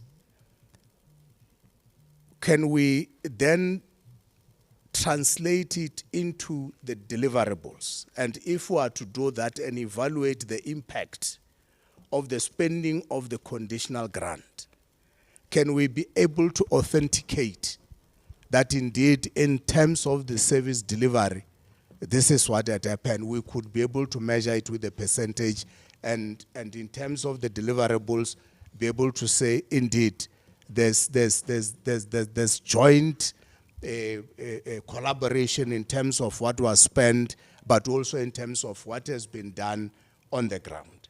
I think is one area that we should also speak to, because it also speaks to the issue of whether if we have spent 100% on conditional grant, that translates into quality services in terms of the provision. But in the opposite, it may also translate into shoddy work. If we say 100%, are we able to authenticate it in terms of the quality of work, in terms of shoddy work? Because if it's shoddy work that has been provided for, it would mean that that translation in terms of the 100% may not necessarily have a very impact on the people that were saving. And I think that these are some of the issues that you could be able to provide detail so that we are able to be together in terms of ensuring that we're able to build this beautiful province. Thanks very much, Chair.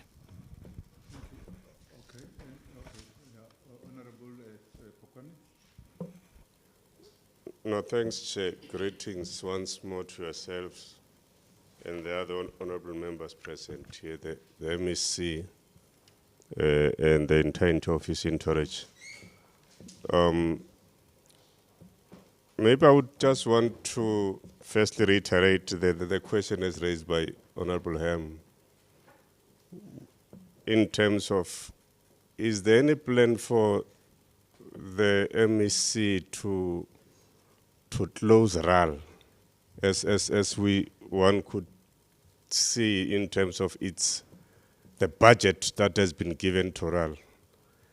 If there are any plans in terms of that, I should think it should just be outlined to us so that we were able to know then what then becomes the role of RAL. Another issue that I wanted to raise it here is that there is a clear indication that the irregular expenditure is growing. What are the plans by the department to ensure that they are able to cap this anomaly, I would say, because it's something that we should not be sustaining as the department. With regard to the issue of these two municipalities, both Thulamela and Mulemule, which seemingly are reluctant, or they seem to be reluctant to finalize this issue of the signing of the land that they requested for. I should think, of course, it emanated in previous meetings that we had with the department.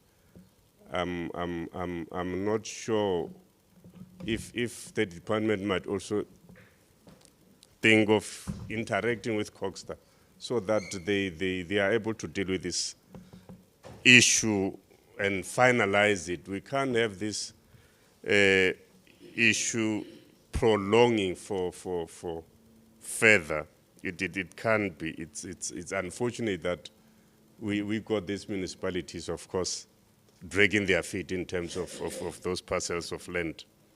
I should think if they might have decided to have that request without deciding what is that they're going to use for those parcels of land. And with regard to the issue of that under expenditure, which might be as a result of the additional funds that has been given to the department to deal with the matters of the challenges that were brought up by the floods in the provinces.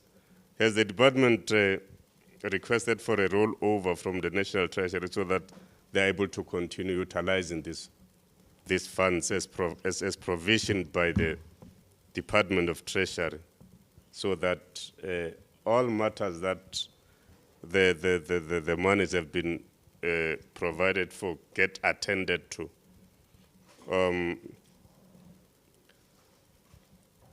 Last question would be that it's clear that the department has managed to ensure that, okay, it's not my last question. The department has managed to ensure that the 18 educational infrastructure projects were completed. I just want to check if they were able to ensure that all occupational certificates were handed over, if that is the case. Then on the APPs, there is a clear indication that there are no planned target for health in terms of project from the department. Is there any agreement between the department and health to say that health would proceed?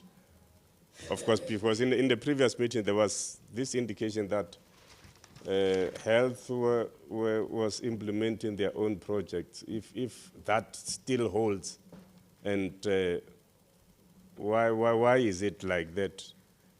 Of course, there were issues of capacity. If the department is able to deal with matters in education, how can it then be said to be failing in health? Yeah, those are the issues that I wanted to raise. Thanks, Chair. Honorable Jack. Oh, thanks, Honorable Chair, and to the MEC and his team. Let me first welcome the presentation by the department and road agency, hoping that it will fulfill the high demand of roads from our people on the ground. Although people welcome the khere seated here, they always drive on the toll roads, they don't drive on the khere. That's why they appreciate them seated here. We can't be living in the 60s, whereas people are living in the future. We must get rid of the khere and replace them with tar roads, MEC. The sooner we do that, the better for our people. Chair, I didn't want to say anything actual after my friend here, Honorable Lebo, said something, fearing that you might report us to Donald Trump, that they are contributing to each other. But one thing for sure, Chair, is the issue of Maneno College. Always when we speak of Maneno College, the ups and downs of Maneno College, we must also include the issue of those graves.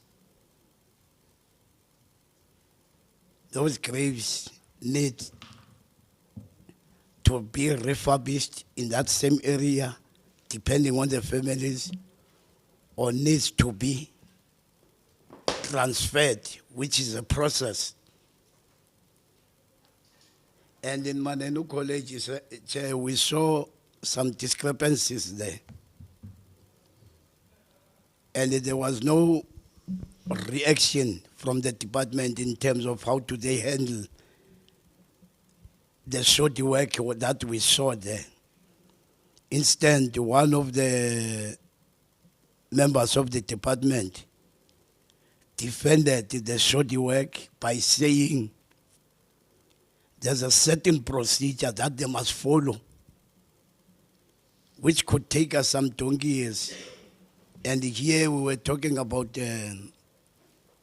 people who must protect government at all costs when it comes to people who cannot perform their duties. I don't know, because we made a presentation to the department about Maneno. And I think the issue of Maneno,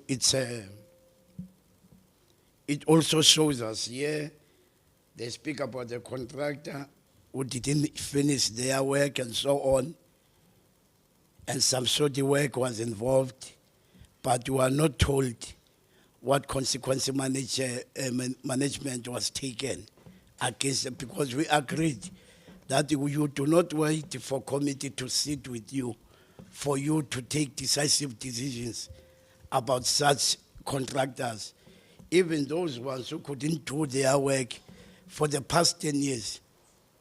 Why did we leave them for the past 10 years to do one and the same floppy work when we were supposed to be reacting, or if it needs be, some kind of work can be reversed to public works, to internal processes to do it, like the way the MEC has done, because people could not reach every particular tar roads.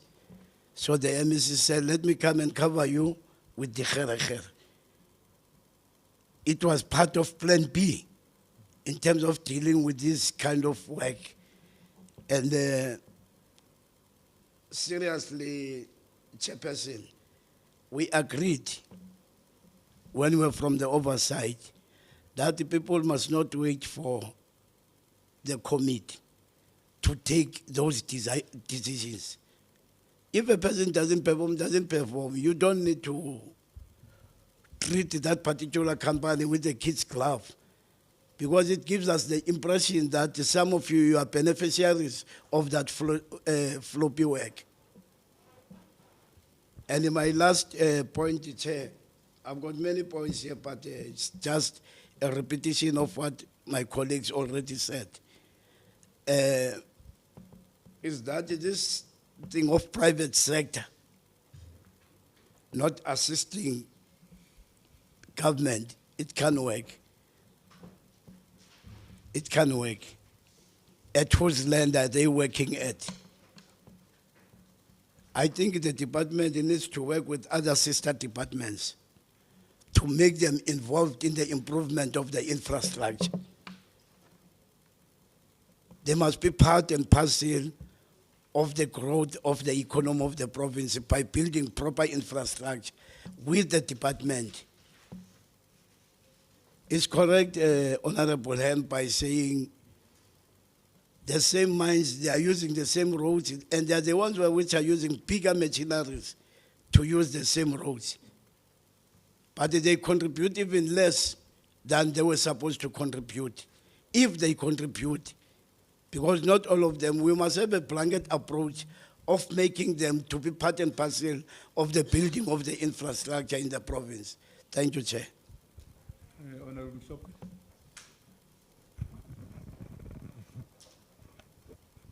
Thank you very much, Chair.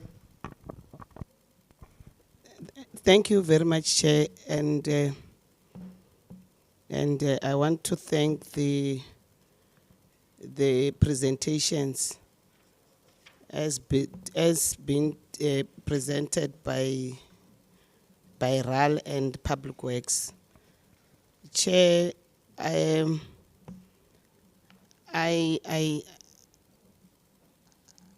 don't know. Mine are not questions, but input. I'll also be having some questions where I didn't get, where I was not cleared on. I'll start with RAL, Chairperson. And I just want the meeting to take note that as the committee, we're not going to tolerate non-performance. And during the presentation, I just heard that there were no performance in some of the project and so forth and so forth. And I heard them saying that some of the delays were caused by rains. But then I was just a little bit covered because I heard the presenter saying that they are going to consider the dry weather seasons to catch up. So at least that one just made me feel a little bit better. But that must not be just a saying. We want the roads to be completed, and all of us and the community and the people of Limpopo being happy for the service that will be rendered to them. So, Chair, I'll also request that we be furnished with the list of own generated funding, because as presented, I heard that there are funds that are generated by RAL. And that on its own, when I was thinking so deeply that no, then if that is the case, it means that we can also be having own funding projects. If things are going well and we are able to generate more money. And maybe just to ask about the audit findings, whereby I heard them saying about the 48% and the problem was the projects, the findings from the engineering side, whereby there are projects that were stopped. So that is where I'm interested in, Chair, because there are projects that are stopped, and meaning that this will be ongoing, they will be occurring in the AGSA findings. So therefore, when are these projects going to resume? And are they consequences management of all the findings that were encountered in this in RAL? Are there someone who is accountable? Because if things are not going well, people must account. So then, just to check if there are irregularities that were happening, what is it that was done in this? And there is an issue of supply chain which was reported that there is one issue because of the SLA issue. So this must be resolved. I don't think the service level agreement can take that long if that is the understanding. So let us resolve all the issues that are there, so that, because we are expecting clean audit in all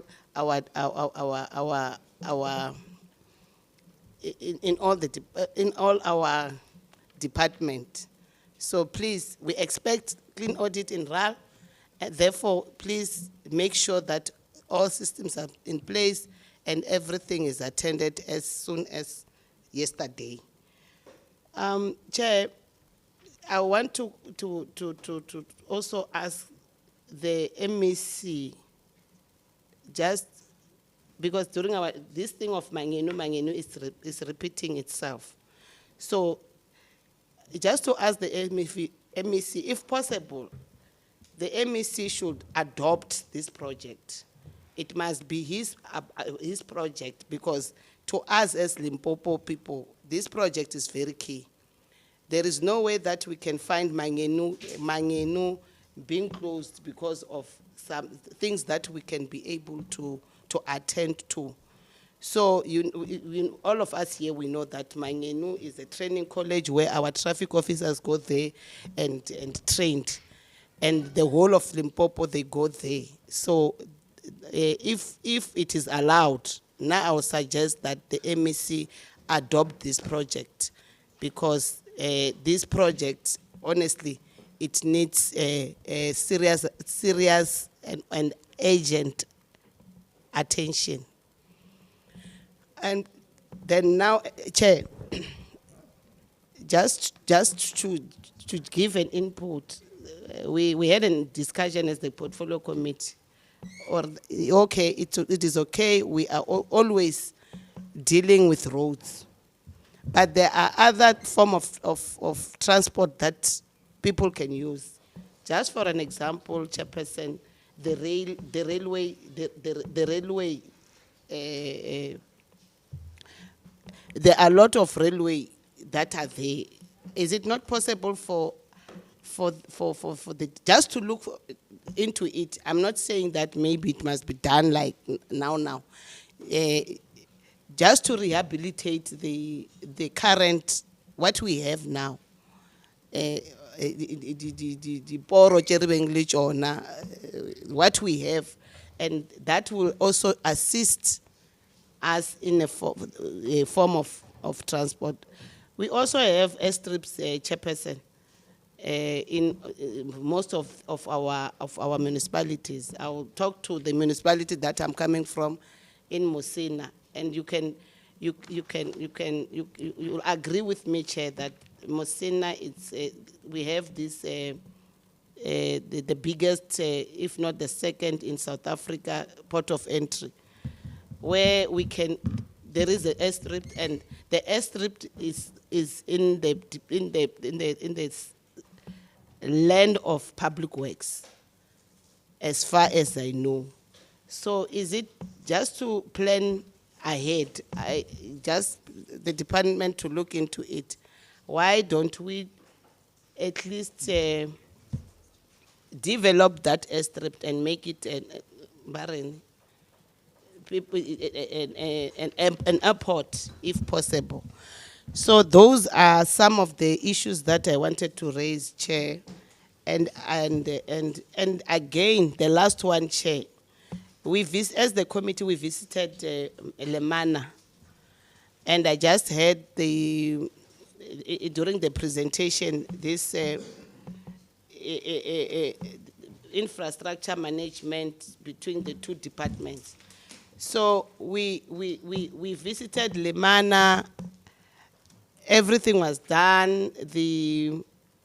But now there is no one that is there, and it means that we are going again as the department to go and refurbish again, because we'll be going, doing the work, nothing is happening, there is nothing. So there is a need for the Department of Education and Department of Public Works to sit down and say, no, everything is done in Lemana. What then is it supposed to happen?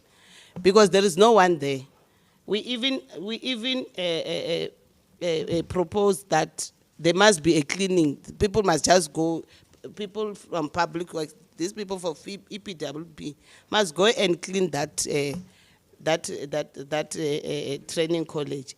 And as we are having a history with that college, so we cannot just leave it as it is and say, no, it's okay, let us just leave it as it is. So now I propose that the department must go look at this Lemana College of Education. Thank you, Chair. Yeah, I think those are the questions. But just to add one, remember, in the last, in one of our meetings, MEC, when we were talking about the budget, I'm just making follow-up on the issue as raised by honorable members regarding this status of RAL. That's why they raised that question of whether, in terms of reviewing the RAL Act, really do we want to get rid of RAL or not? Is the maintenance budget that was there for RAL, and then it was transferred back to Department of Public Works? Or then brings the question, or if you are taking that function, very critical function, from RAL to the department, then is it maybe because really you also have the view of getting rid of RAL? Because the concern of the honorable members is that entity is very strategic, RAL, in terms of providing roads to our communities. Then if we continue to reduce the budget, it becomes a problem when it have got that critical function. So maybe we clarify us in terms of that maintenance budget that was taken from RAL to Public Works. What is the status? What is happening now? So thank you. Then you can. I'm handing over to you. Let me see.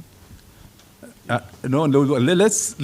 Can we agree that they actually respond to this question? Then I know, Libo, you also have a bite. That's why I said I would start with you. I'll start with you in the next batch. MEC. Thanks very much, Honorable Chair of the session, Honorable Neshfefe. Greetings again to honorable members present here.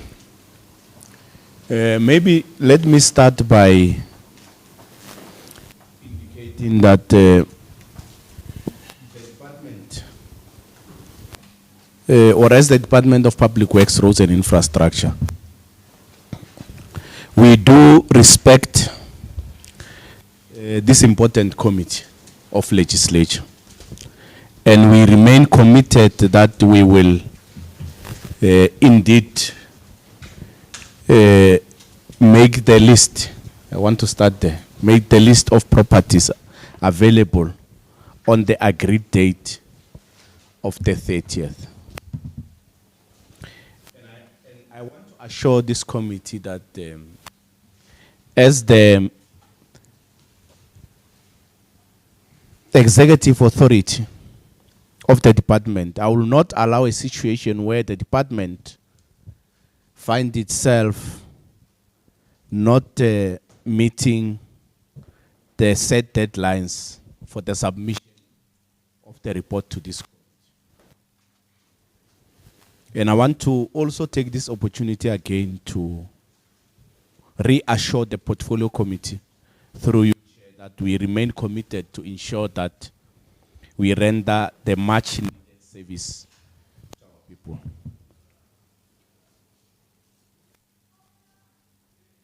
And in terms of the APP, Honorable Chair, I've given the management of the department a clear instruction that they must set themselves achievable targets so that we don't just do it for malicious compliance. And also that our APP should be able to bring hope to this oversight committee and the people of Limpopo as at large. And in terms of the Khere Service Delivery Initiative, Chair, we are making serious strides to make sure that our roads are drivable. And like I said before, that is Plan B that we came up with as the department. But I can assure this committee that This is not a replacement of paved roads, but a temporary measure, Honorable Lulamile. We are still going to build roads in this province, and it's a fact. But in the main, we need the khere so that our roads are drivable. I said to the people of Limpopo that as the province, as a rural province, we are having a stretch kilometer of more than 21,000. And out of that, 13,000 kilometers remains gravel. That means that 66% of our roads in the province are gravel, while the resources are very minimal. Our budget as the department for upgrading of our gravel roads from gravel to tar is just over 1 billion. So for us to be able to pave all the 13,000 kilometers, we need more than 500 billion. So you can see that it will take us donkey years to achieve that. So that is why the khere. So the khere is a brainchild of the 7th administration. And there is no one, I can assure this committee that there's no one who's going to derail us on this program. And we are very happy because even other municipalities like Makuru Tamara has adopted this program. They are implementing it, and the people of Sekhukhune are happy about the progress that has been made by the khere.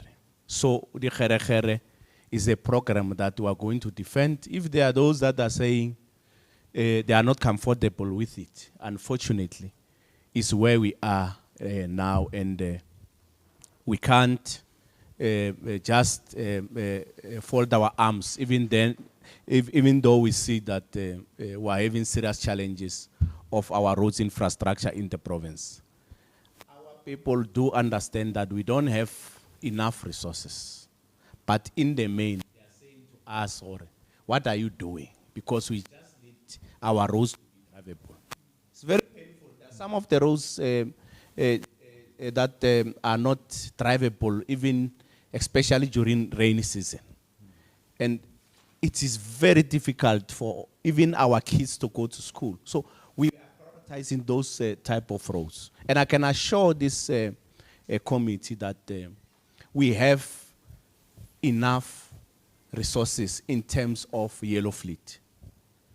That is why there are those that are not comfortable with our khere program, because in the past, we were outsourcing the services, in particular the graders, to go and blade our roads or re-gravel our roads. So currently we have that capacity, and we are going to make sure that we use that capacity as the department. So what I can assure this committee is that we are having enough yellow fleet, about more than 500 and something of our yellow fleet combined. And even this year, this current financial year, we are going to procure another additional yellow fleet. We are having a budget of about 100 million to make sure that we secure those yellow fleets. And this time around, I even requested or said to the directorate, road infrastructure, that let's have, we're going to buy 4 trucks. You know, those trucks that we use when we patch potholes.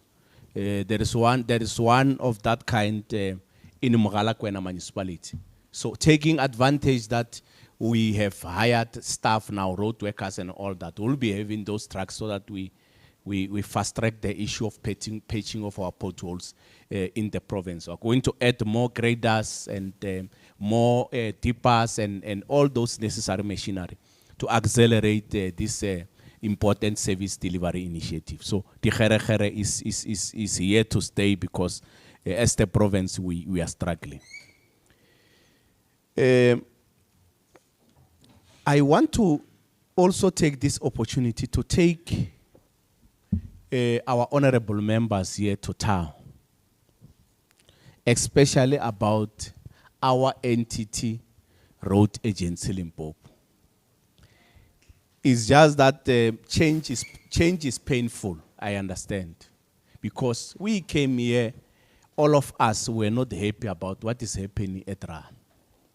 And I committed myself before this committee that we are going to do all means necessary to turn around that entity. And I think that seated here, I'm very happy that we are going on the right direction. And I also want to assure this committee that there is no plan to close down RAL. Actually, the plan is to make sure that RAL becomes strong like before. I'm saying this because when RAL was formed, Honorable Chair and members, maybe to remind you, it was formed solely to deal with the upgrading of our gravel roads from gravel to tar. Just for that. That was the purpose of RAL. And in the middle of administrations, when they come and go, and there was a decision to take that money, maintenance, to RAL and grant and that grant to RAL. That is why you see the budget as it is now. And when we ask questions, why was that decision taken to RAL? And it was not there was no concrete decision or reasons why the decision was taken at that time. But because we are here now and we don't want to blame other people or other administration, because we are one government. We are here now, we have to take decisions.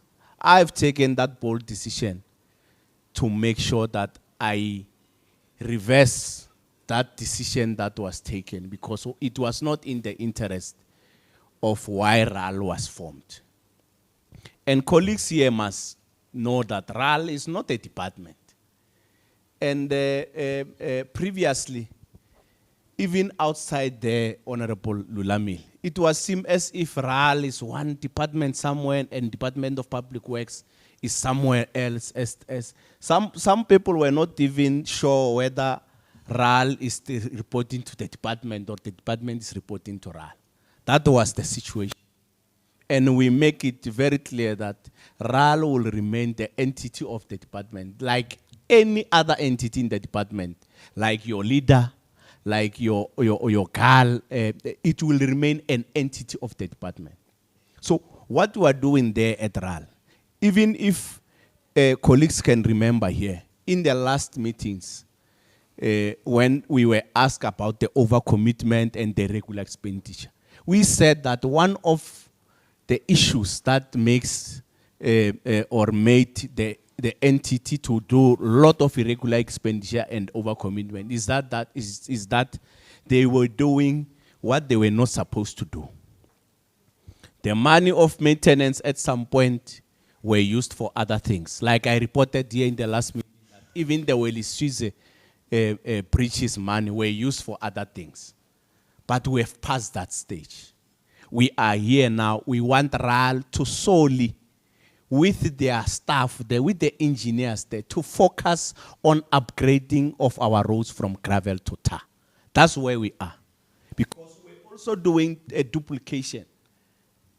The money of maintenance will be at RAL, but at the same time, department is doing maintenance. The money of rehabilitation and regraveling will be at RAL, but the department is also doing regraveling. And currently it's worse because regraveling. So there is no need for the money to be there at RAL. So that is why we have taken that decision to strengthen the entity. The repealing of RAL Act is to strengthen that act to make sure that it focuses on what it's supposed to do. And currently, we have taken that decision so that we can allow RAL to focus on its mandate, which is to make sure Rale mmereko wa yona ko go dira di gravel tsa rena gore be skontiri. These other things, they were just doing them because the money was there. But also, one other thing that it was a thorny issue to colleagues here was that there is no accountability in terms of PMRG, the grant money, and all that is used for other things. So part of us bring it back to the department is to make sure that there is proper accountability.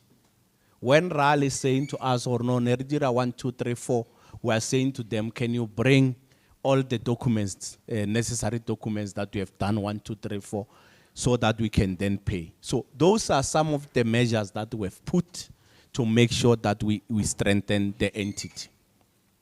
Currently, the entity is busy with 28 road projects that are currently in place now. 28 of them. Some are at 85%, some are at 90-something%. And we are, during this financial year, going to upgrade our roads from gravel to tar, 21 of them, as presented at the legislature. That's what we are going to do for the people of this province in terms of road infrastructure. So, whatever we're doing at the entity is to strengthen them and to also focus on their core mandate of making sure Roval is continuing in the province. So the issue of maintenance and all that, we've hired enough staff at the department to take responsibility of all those maintenance, and the RAL will be assisting us as and when we request them to assist.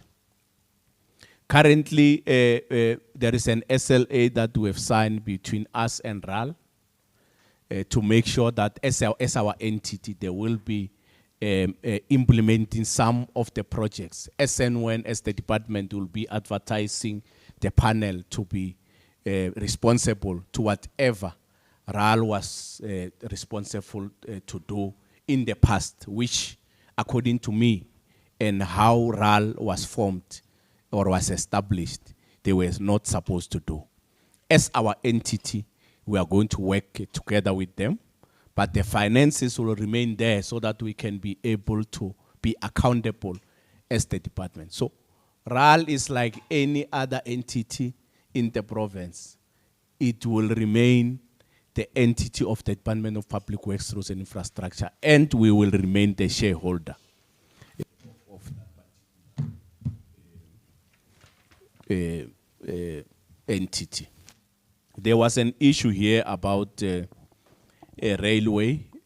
What I can just report here, although on this one we are working very closely with the Department of Safety in the province. What I can say is that there is a project that is in place now between the Gauteng and Limpopo provincial government, Speed Train, which is led by both Premier Lesufi and Premier Dr. Popira Matuba. And that program is going very well, whereby we'll see a speed train that will be from Gauteng to Messina. So that program, Honorable Mihloti, is going very well. Our both premiers are leading in that space. And also the issue of airports. That is the competency of the Department of Safety through GAL. So on that one, I don't want to dwell much. And I commit here, as requested by this committee, that I will have the Manenu College, and I will go there before the end of July, because the time you went there, I was not around, I was not in the country. I will make sure that before the end of July, I go and visit Manenu so that I can then get facts of what is happening and then intervene, write a report yourself to be presented through your office before the next meeting of this committee. That's what I can say about Manenu. Only Mana, that is a thorny issue that we are busy with together with the Department of Education, because when Alwa Rimbanyaka or College and others, they don't want and all that. So we are at that space now, trying by all means to make sure that we deal with that. On the ZCC St. Agnes Zion Christian Church interchange, that program, the problem is that we are working with Sanral on the program, on that road. So we are still busy with Sanral, with their consultant and all that, but it will be implemented, because as you know, we have budgeted for it to be implemented in this financial year. But the issue is that we are not alone on that project, and we are busy with RAL. Our HOD is busy with the CEO of Sanral to fast track the implementation of the program. So on the issue of skills, maybe because I don't remember whether they managed to capture it here on the presentation, the issue of skills. As the department, we have signed a memorandum of understanding with 5 TVET colleges in the province just 2 months back. And that program is going to assist a lot of our graduates, co-spacing at TVET colleges. So that program is going to assist a lot of young people with skills, because our TVET colleges were worried that yes, they are trying by all means to teach our students the theory, but the practical part becomes a problem. So their students are struggling to have space in the working environment, and that, as you know, that you have to go for theory and then get practicals before you can get the diploma. So it was very difficult for our students in the province. That is why we have signed that a particular memorandum of understanding, so that we can open all our doors as the department for these children to be able to be trained. So you will see more of our young people getting skills through this memorandum of understanding that we have signed with TVET colleges. So we are trying by all means to make sure that we deal with that. So the issue of EPWP, Honorable Lebo, we are having a program that we have established as the department, their operation in Sogamushum. So from where I'm seated, if there are others who are still sleeping, they might be, they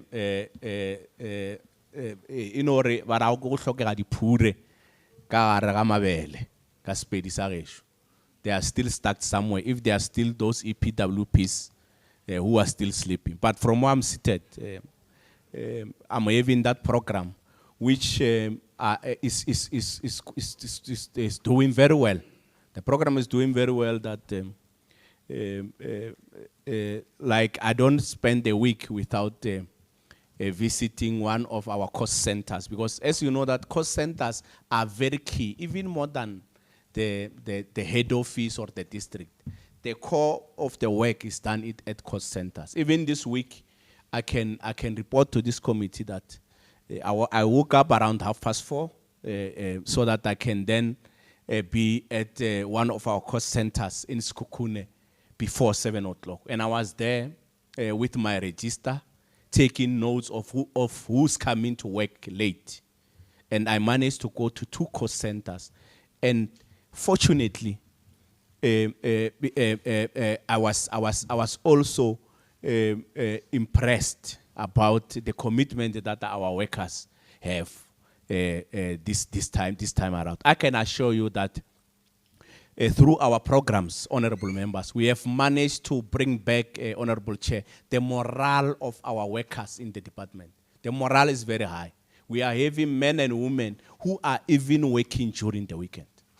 And I'm inviting this committee to join me in inspecting some of our national key points. For example, the Premier's Guest House. Those that know that particular place, they will be shocked now if they can go there with the work that we are doing there. As the department internally, we have deployed our there and our colleagues to make sure that we bring back that Premier's Guest House back to its former glory.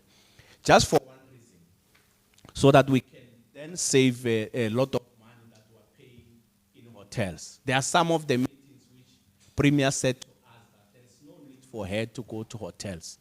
She wants to see herself using that Premier's Guest House. So that's part of the work that we are doing to resuscitate all our national key points. From here, we'll go to Kiani to deal with the national key point there, our complex in Kiani and also in Toyando. That's the work that we're doing.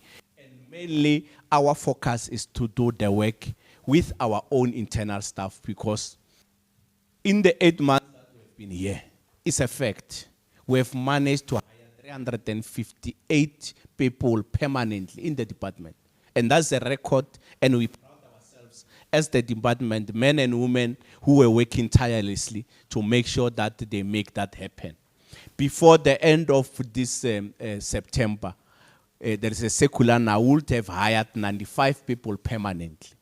And in terms of the development plan that was signed by Treasury in May, during the middle of September, we are going to advertise another 178 a permanent post, which I'm going to make sure that by January, those people are welcomed in the department. So we're trying by all our best to make sure that we strengthen the internal capacity of this department to make sure that a lot of work we do it internally.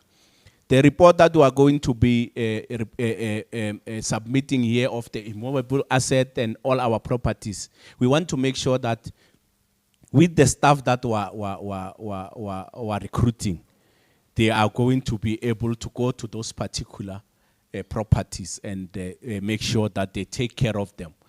And we are ready as the department, honorable members, to make available some of the properties to our NGOs in the province. We are ready as the department, or if there are private sectors who want to use our properties that some are abandoned, we are ready as the department to give them so that they can create jobs. We are not going to give them, obviously. We are going to make sure that they come and use them. They pay rent there so that they can create jobs, because it's not only the sole responsibility of the department to create jobs. There was one honorable speaker who also alluded to that even the private sector have a role to play.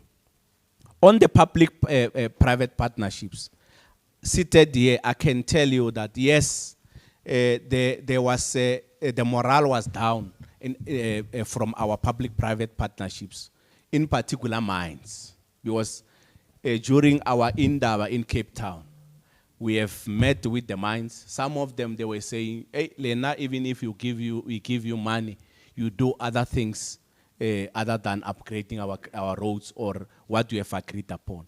But I can assure you, seated here, that with the leadership that we have brought to the department, our mines are now starting to come on board.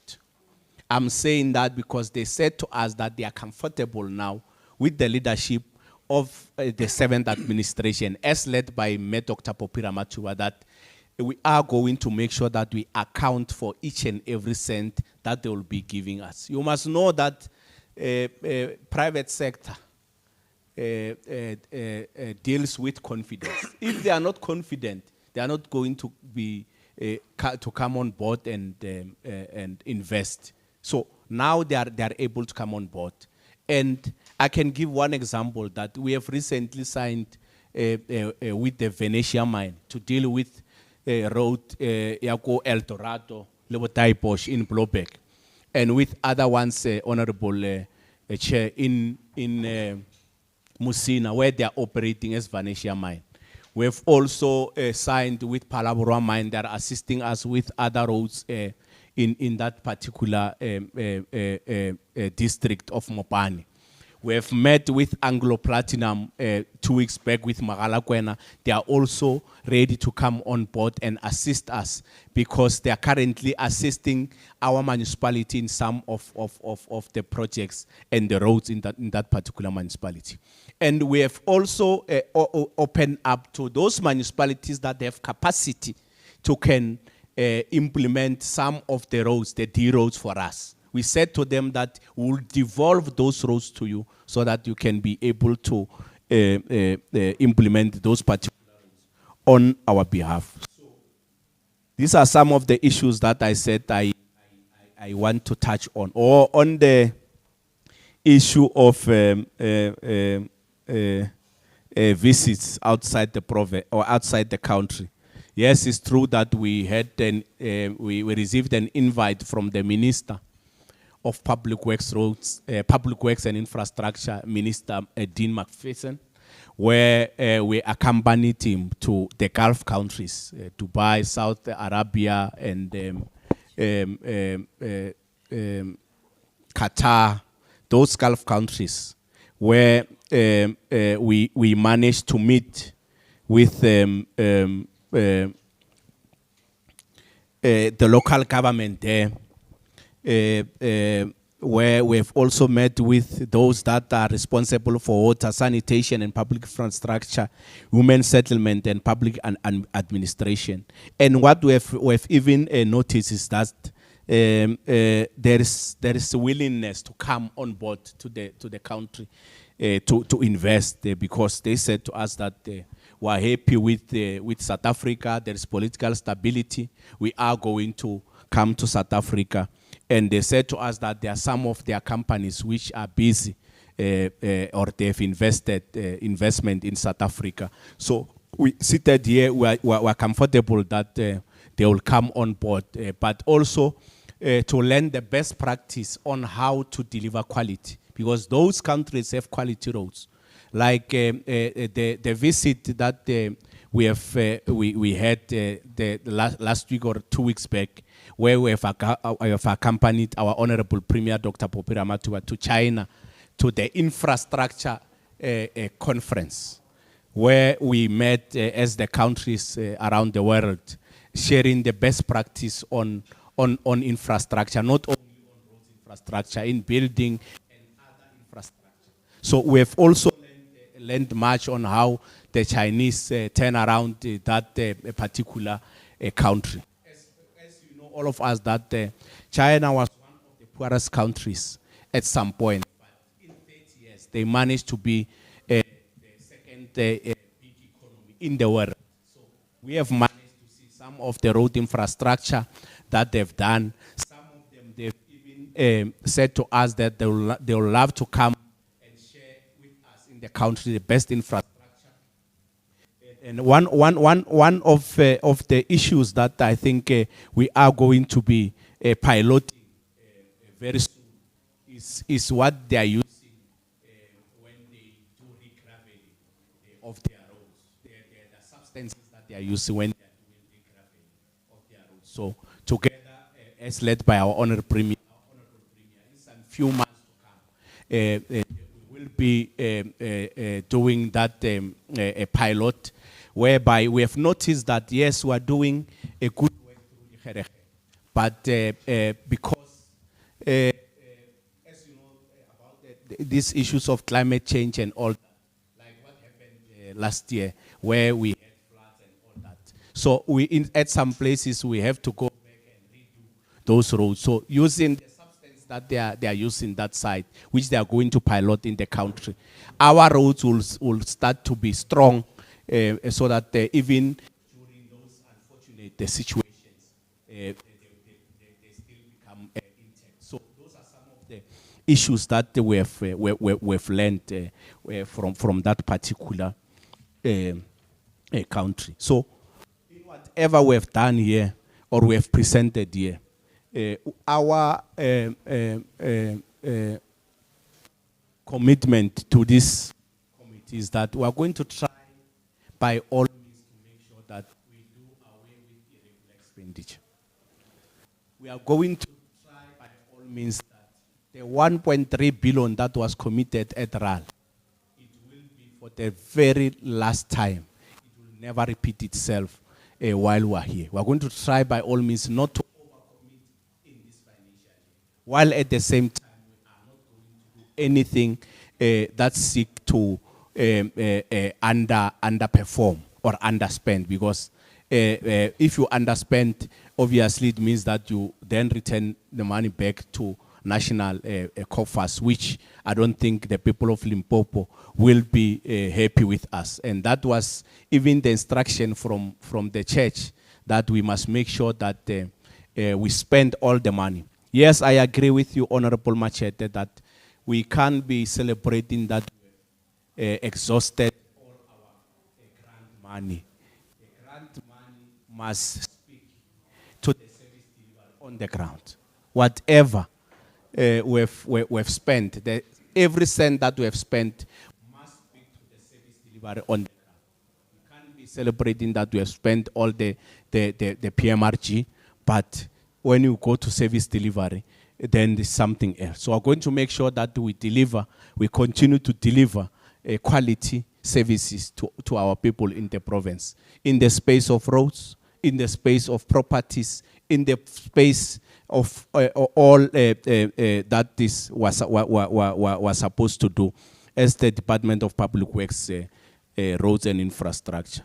So I will, through you, Chair, allow me to request the HOD to touch on some of the issues, or maybe before that, on the issue of audit. Let me allow the CFO of the department to touch on the issue of audits and the likes. CFO, over to you.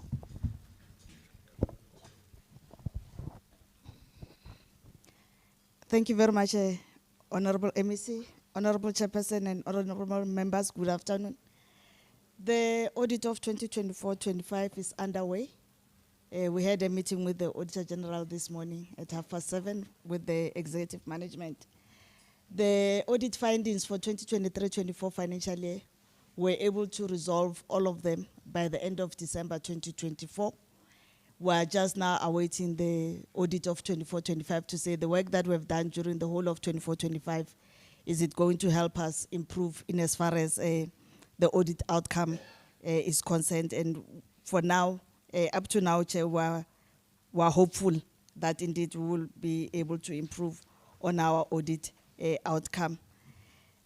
There was an issue that was also raised, Honorable MEC, if you allow me to also talk to that, to say whether with the underspent budget for the disaster that we allocated in March, whether we've applied for rollover. We want to indicate, Chairperson, that yes, we managed to apply for the rollover, but for the budget that was not committed at year end, we have made a submission to the provincial treasurer to say, because we only received the money in March, we could not appoint all the relevant service providers by the end of March. And therefore, we are requesting that they reallocate that unspent, that uncommitted budget in 2025-26 financial year. And the indications is that indeed they will support us in that regard. So the work is continuing because the contractors have been appointed, so we'll be in a position to spend that money in the current financial year. We're also asked whether we have a plan to also prevent irregular expenditure as we move forward. And we want to confirm, Chair, that from 2023-24 financial year to date, all the advertised bids before the HOD appends his signature to approve them, our internal control team check everything to say, did the evaluation committee and the adjudication committee do what was expected of them? And when they are happy with the product, they then sign off before the HOD can then approve those contracts. Thanks, Chair. Oh, no, thank you very much, Honorable MEC, Honorable Chairperson, and Honorable members. It's just, I was just a little bit worried about the sofas that are already having challenges. and that has been noted. I didn't want to talk about the weight and so on, because it's coming from that other side. No, thanks very much. But we are taking that seriously, and we have noted it. On the 25, we're saying that the number of utilization inspections conducted, our target is 25. But in the third quarter already we achieved 15. Although this quarter we had a target of 25, we already achieved 15 in the third quarter, and in the fourth quarter we achieved 10. That gave us then the 25. But on the land donations, I'm going to ask Ms. Moloisi to talk to that. Just on the grant for the EPWP, and I know that Honorable MEC spoke to this to say the money is not enough for us to actually even do a dent in terms of what we'll want to do. I mean, now recently, given the numbers of the EPWP colleagues that are looking after the legislature and the old parliamentary village in Leboakgomo, we had to increase those numbers with our own equitable share. Because we wanted then to keep the facility clean and also to empower our young people. And hence then we had to go that route.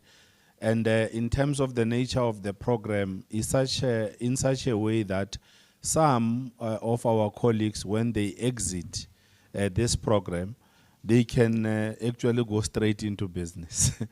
Either being in welding, being in building, but there are many portfolios that they are trained into, depending on how many have actually registered for that.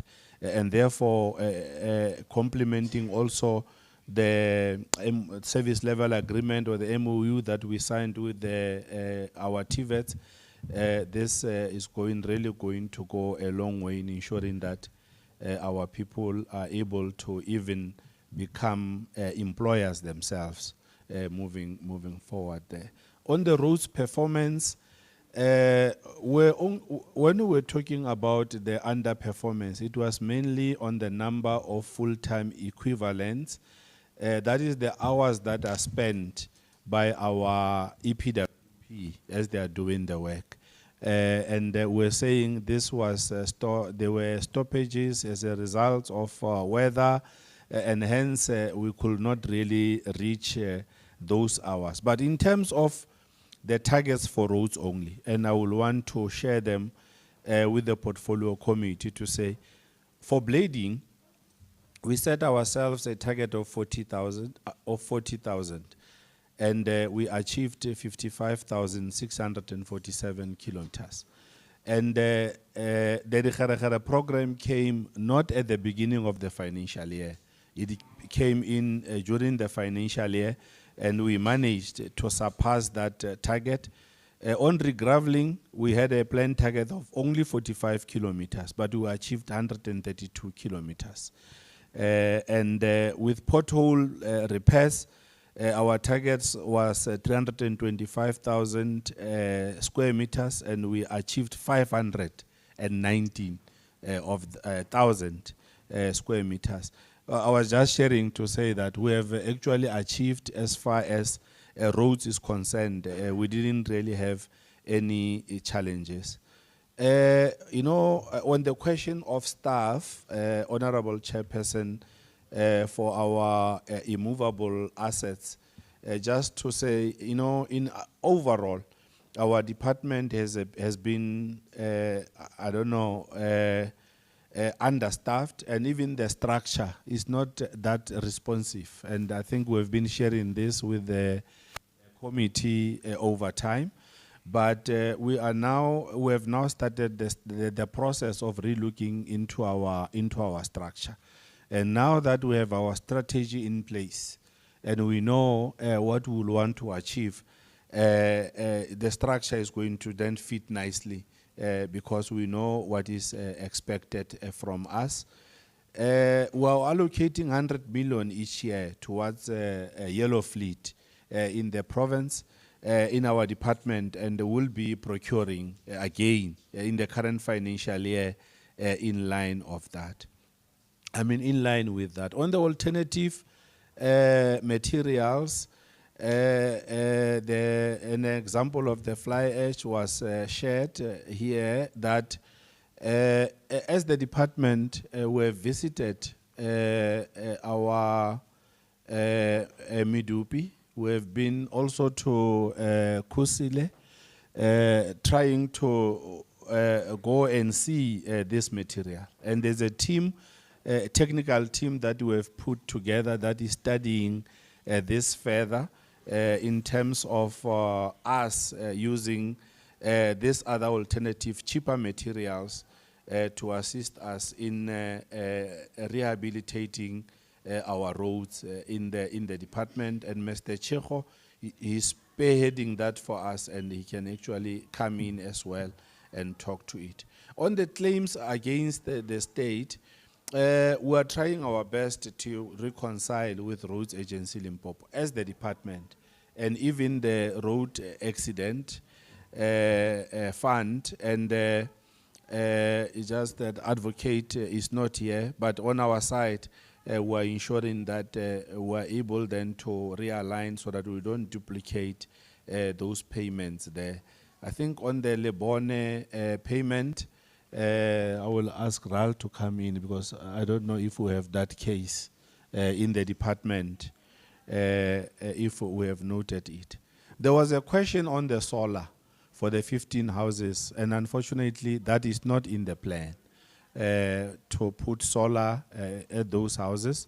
But we have an allocation of 10 million for energy efficiency. And the 10 million is going to be directed to our prestige facilities, starting with the legislature, and also as we'll be renovating even this committee room where we are seated. We are going to then prioritize that energy efficiency here.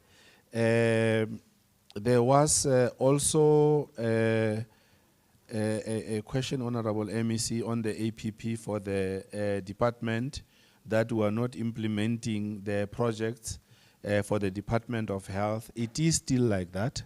We are not implementing for the Department of Health, and I think in the presentation I did mention that next week we'll be having a workshop with the Honorable Premier and the Executive Council, in more looking on the best way of delivering infrastructure for the province, the delivery model. We're also looking into our implementing agents, like your IDT, for an example. If we continue to give them projects, are they having that equal capacity to implement that number of projects that we are allocating to them? And obviously, we are coming also with recommendations in terms of how we can deal with such challenges. And we are really hopeful that come next week we'll be then comfortable in saying this is the way that we are going to follow, and this is what is going to happen to the Department of Health. MEC spoke about Tumanenu. It's just that, on the side of the graves, we're hoping that the contractor will go and relook into this matter, but we have terminated that contract, and that was after our discussions and even after the visit there of the portfolio committee. We are in the process of appointing the new contractor. And therefore, if MECs will be adopting this project moving forward, this is going to assist us a lot there. But we're putting governance structures in place so that we don't have these cases of your Lemana, your Manenu, and others. So that whenever we don't get joy from the contractor, we have put together the SOPs in terms of the processes that we are supposed to follow in line with the contract that we're entering with our contractors there. I think I've covered all the issues that we did not, that MEC did not touch on, and the CFO. I'll give over to Ms. Can I just give to Ms. Moloisi to talk to the land donations, because it was raised by two honorable members. Thank you very much, HOD. Through the chairperson, the question that was directly posed by Honorable Lebogo, and I'll couple it with the input that was provided by Honorable Pokani. In terms of issue of partially signed of the deed of donation, I think I need to indicate that for the document, the deed of donation, to be fully signed, when we say it is compliant, it has to be initialed on all the pages by the relevant signatories, including the pages for signatures. And therefore, the deed of donation, when it was returned from Mulemule municipality, we realized that some of the pages were not fully initialed, and there was also a page which was not fully signed, and therefore we had to return it back to them so that they fully comply to it. Yeah, but like we are indicating, unfortunately, that's when the deed of donation was never returned to us for the full signatures. And I concur with what Honorable Pokani indicated, that we need to seek advice from Cogstar, and I can indicate that that has already been started, although it was not directly dealing with this issue of the challenges with only Mulemule and Lepelle Nkumbi, but it was a sitting that was convened by Cogstar, where as the department we were invited to come and make presentations on other issues which included this one during the recent MM's forum and also the Salga forum. So we just in passing also just indicated that we are having these challenges, but I think directly we will also just go to Cogstar and raise the matters with them. Thank you very much.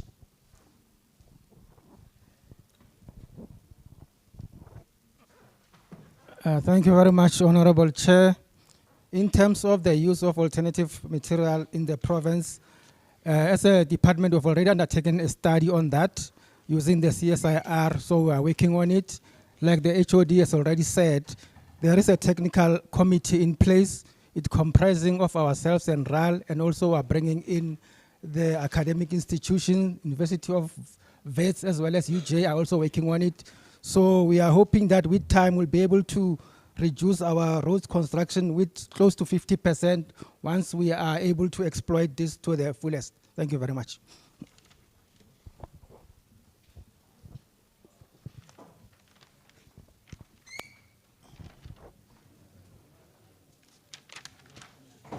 Oh, okay, it's fine. Through you, Chair, the RAL Chair want to say something. Thanks, Honorable Chair, Honorable MEC and colleagues. I want to respond to some of the issues which were raised regarding the operations of RAL.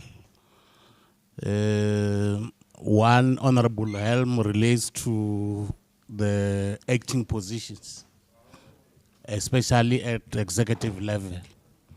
We will anytime release adverts for the position of CO and for the position of company secretary.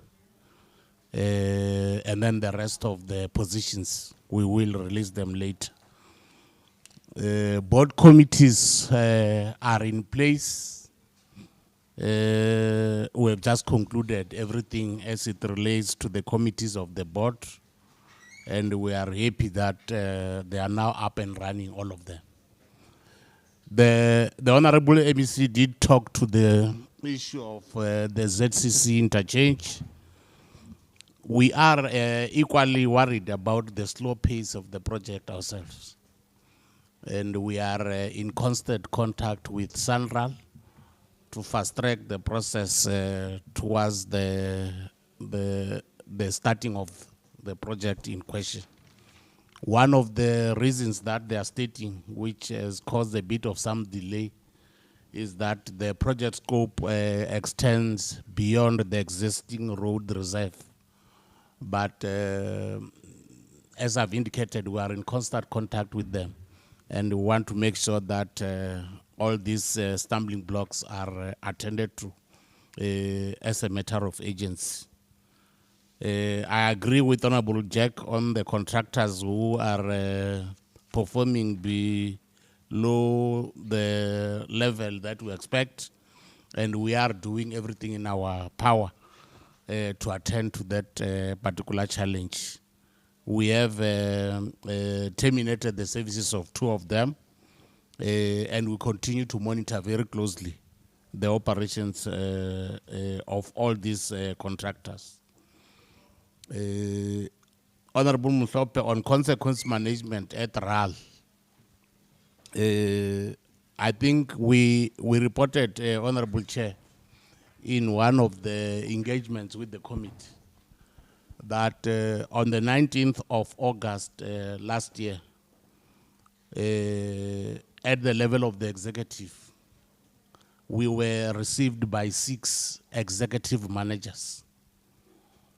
And as we speak now, only 2 executive managers are in the office. And one of the 2, we have imposed a sanction of 3 months without pay, as recommended by the chairperson of the disciplinary committee. So I'm raising this thing just to reiterate what we've been saying, that we mean business ourselves at the level of leadership with regard to consequence management. The MEC did speak to the issue of the 1.3 overcommitment aspect. The legal addition that I can indicate is that there is still no appetite on our side to give a go-ahead to the projects that contributed to overcommitment, because we don't have money. We don't want a situation in which people complete whatever they would have been doing, and we are saying we don't have money. There is very clear evidence that those appointment letters were irregularly issued. So we are moving with speed to finalize the issue of nullifying these letters, in some instances interacting with the owners of, for lack of better word, of those appointment letters. In other instances, we are instituting court processes to challenge those letters. Because like what the honorable members have been indicating in all our engagements, we don't want this particular challenge to affect our communities. We want to move with speed so that we are then able to appoint through proper means the contractors for the project in question. Because it's not that the projects are not valid. The projects are there, they are a priority, there is a need for them to be done. But we are saying we can't give those contractors a go-ahead to proceed because the process was not properly done. The second last one before I give to the CEO and the team to deal with technical issues is the issue of strategic partnership. We are doing very well. As you are aware that there have been issues in the past in terms of some of the monies that could not be attended to. That came through strategic partnership. We have managed to restore the confidence of the partners in the operations of RAL. Hence now, as I speak, there are 2 MOUs that we have just signed with the mines to attend to 2 of our roads, and there are others that are still coming to say they are ready to come on board. I'm just raising this thing to indicate the level, the extent to which we have managed to restore the confidence of the partners with regard to the operations of RAL. 2 MOUs are in place, and the others who are still coming to say they want to assist us in supplementing the legal resources that we have.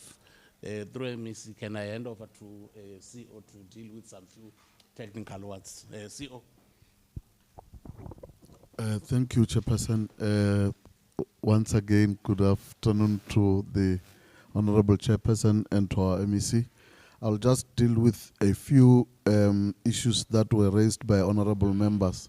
Let me start with the ones that were raised by Honorable Leboro. He wanted to find out if there is a team that has been assigned to engage the mines. Yes, I've made a request to the board to allow us to get to put a team together to engage the 56 mines that are in Limpopo with the aim to come up with a system that will assist them as mining companies and as well assist us as government to honor their social labor plans. There's money available in the mines that they can assist us with. We will be engaging on a robust mission to engage the mines so that they can assist us, especially when it comes to the roads that are connecting to the mines as one of the pillars of the 7th administration's goals. The meeting with RAF and RAL, it's something that we have initiated recently with a view to not duplicate claims, because some people will claim from RAL and claim at the road accident fund, and as you correctly indicated, that the money comes from the same source, which is the government, so we need to cap that. Our legal division is going to look into that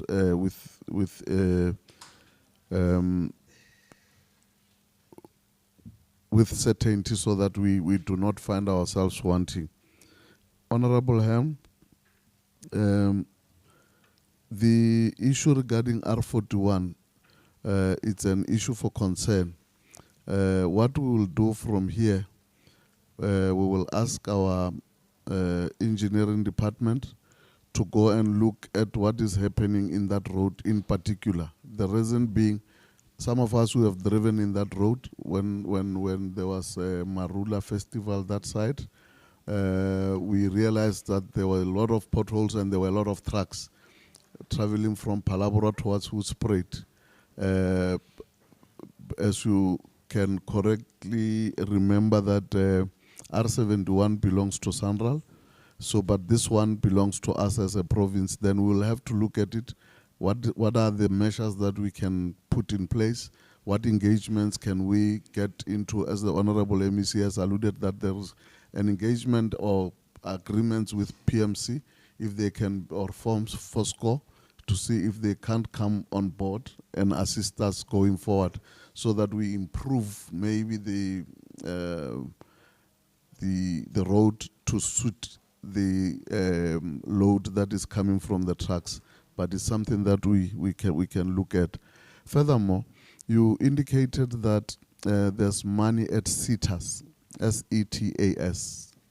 I think we will explore that option as well, look at it, because we are looking at alternative building methods of building new roads. We're looking at all available resources where we can get money from, so that we can improve in the service delivery of this province as per the goals of the 7th administration.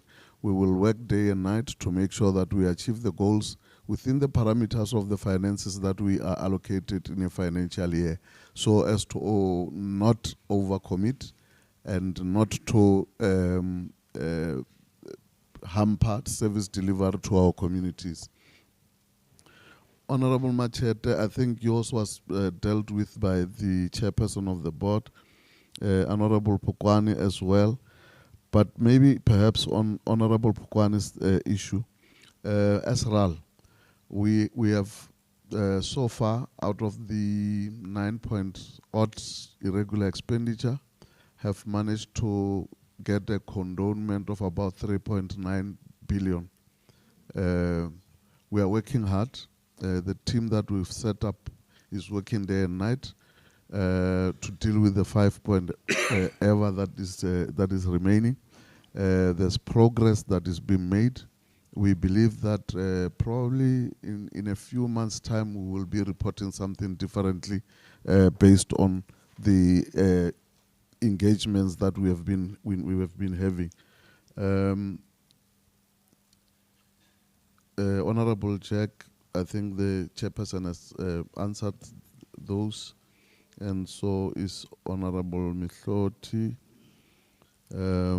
Yeah, I think that's basically most. Okay, in terms of there's a case. I've just been told that there is a Lebone case. Yeah. When I asked my legal department, they don't recall.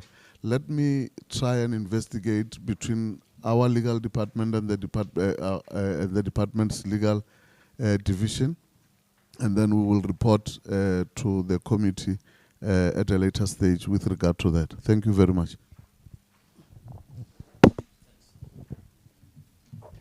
Thanks very much, and over to you. Thank you, MEC and the HOD for responding to the questions raised by honorable members. And then I think their response were really satisfactory. But just to make a comment, one, MEC, the issue is raised by honorable members and did respond to the Limana College matter. You recall, we visited Limana at the portfolio committee.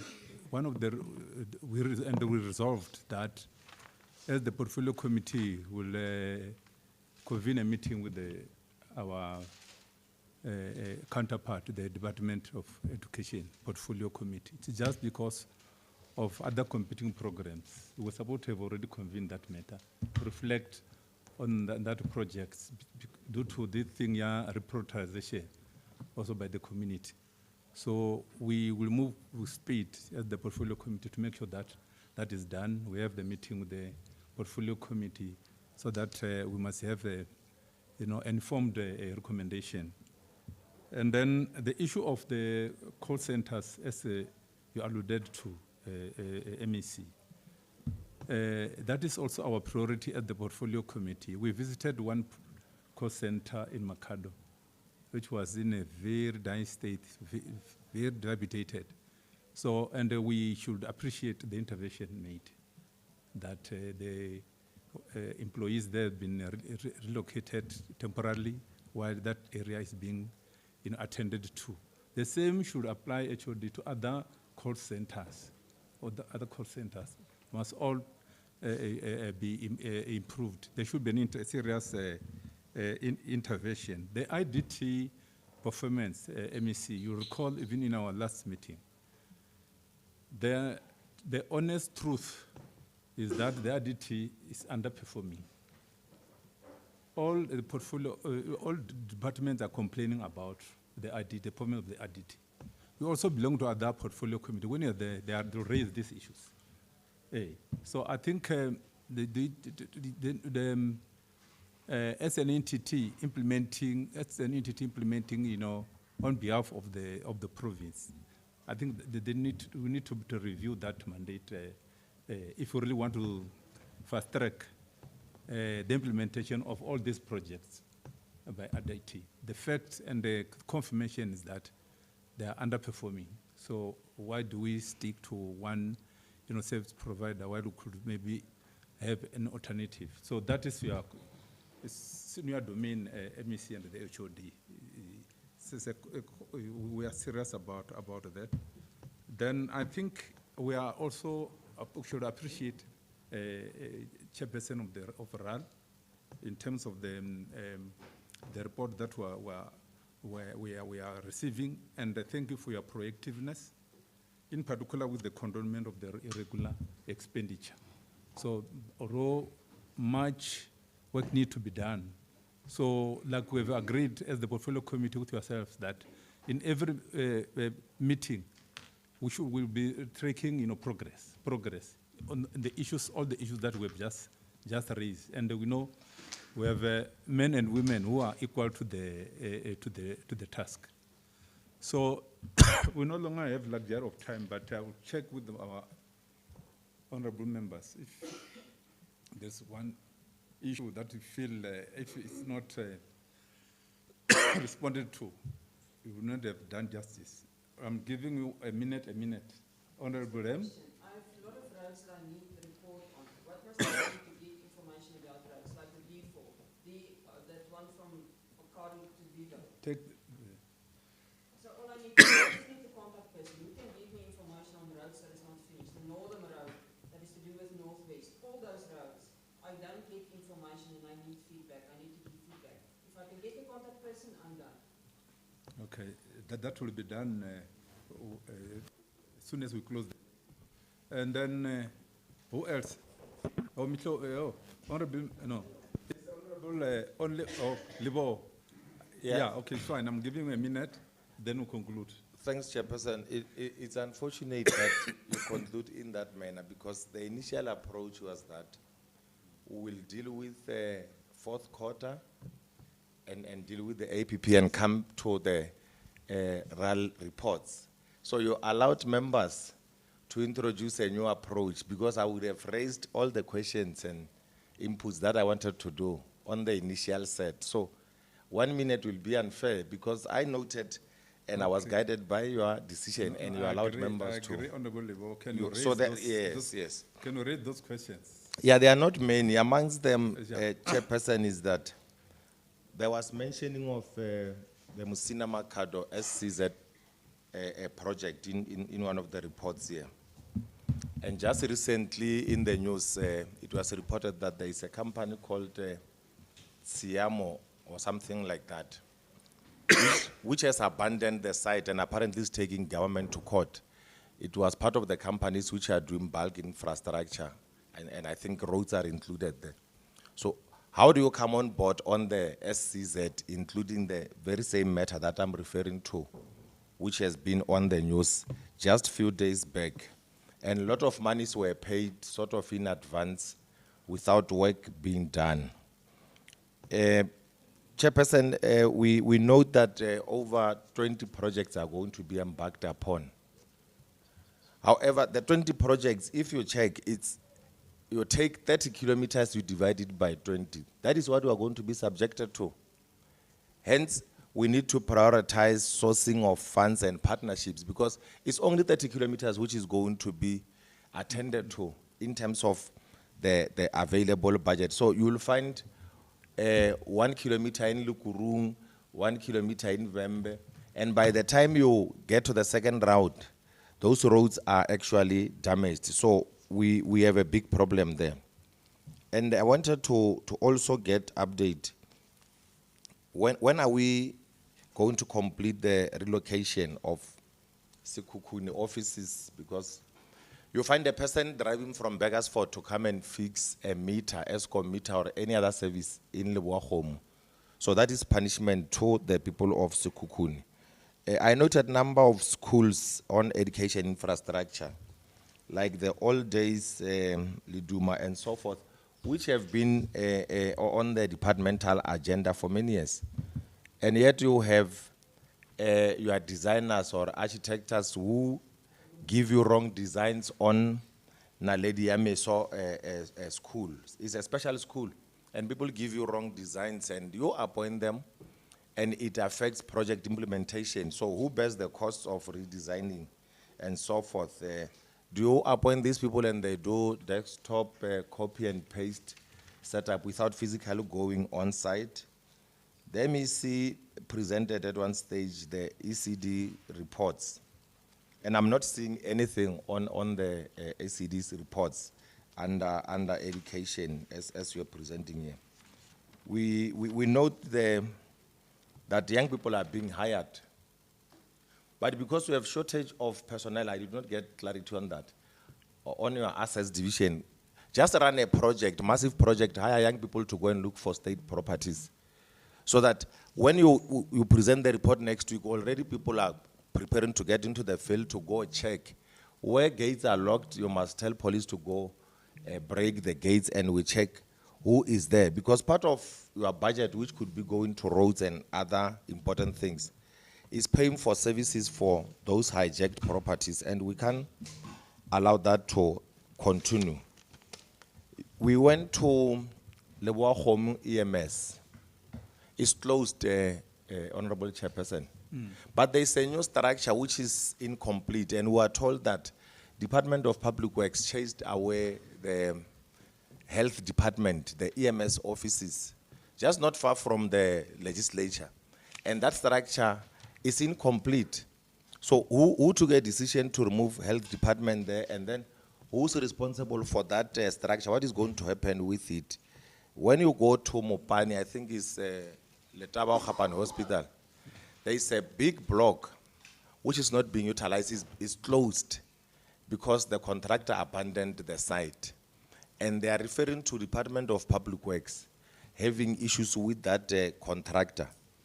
And I want to check if in your asset register, you have a structure called Seshego Zone 1 Clinic, which has been abandoned since 2010, and monies were paid to rebuild that clinic, and people are struggling to get services. Just check for us if that Seshego Zone 1 Clinic, which is next to the shopping complex, is included.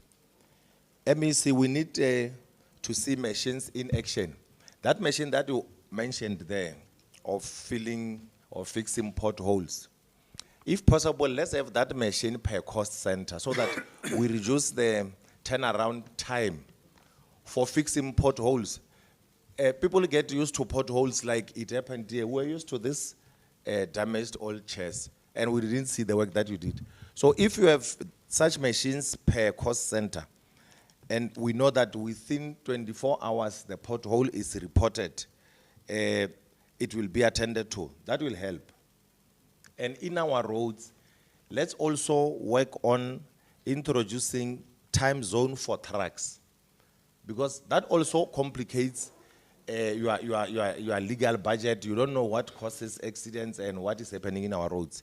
There must be a time zone where trucks will travel in our roads. That will save lots of lives. And as I move towards conclusion, we must also have a state-owned cement company, because we use a lot of cement.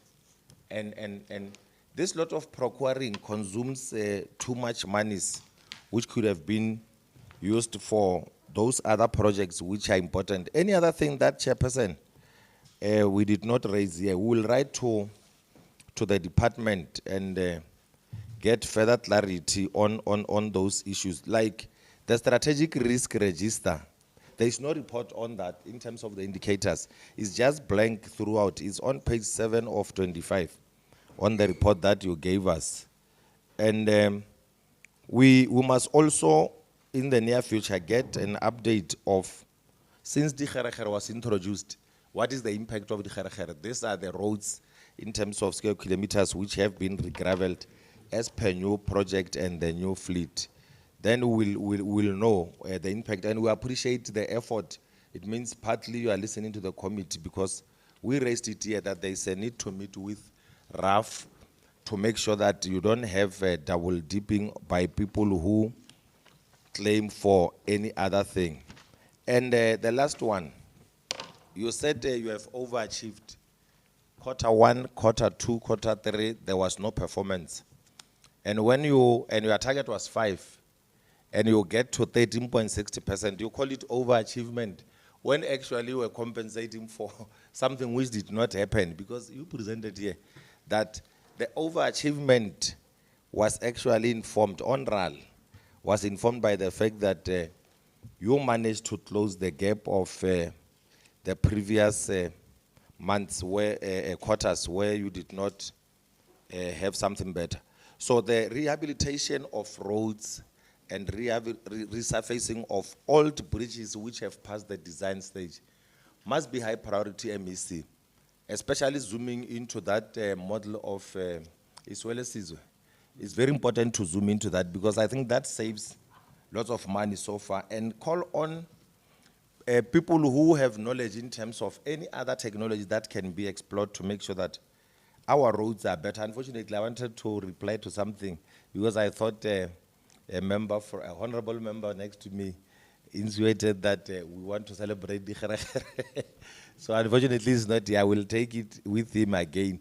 Why we say the project must be supported. It's a temporary measure which will not allow it to be abandoned, MEC. That will bring serious problems. Make sure that you utilize all your budget. Appoint people. Actually, we are advocates of insourcing. As soon as we employ, we want to see reduction in tenders. Employ more people who will work for the state and make sure that they are properly taken care of. And our people in Limpopo will be very much happy. And we acknowledge the efforts that we are taking. Will follow up on the efforts of engaging municipalities, the mines. It must be the mines and any other entity which is in Limpopo, because they can contribute, all of them, and it must not just be a road going towards the mine. In the vicinity of the mines, our people are suffering, they are sick today because of these mines. So if you only focus on the road that is going to the mine, it will be a problem. In their vicinity, let's revisit their corporate social responsibilities. You call them SLPs. A lot of them have backlog in terms of contributing to those things, and the state must hold them accountable. And go back to the date they came here, you will see that you can resolve lots and lots of problems. Thanks very much. Any other issue will make necessary follow-ups in writing to the MEC. Thanks, Chair. Thank you, Honorable Lebo. I'm handing over to the MEC. No, thanks very much, Honorable Chair, and greetings again to honorable members present here. Let me start by the issue of Wele Sizwe bridges. I think through that program, there are bridges that will be implementing this financial year. They were tabled there at legislature on our budget speech. We'll then just maybe send the honorable members that speech again. So there's the work that we're trying. But we also appreciate that we need to prioritize the issue of bridges in the province.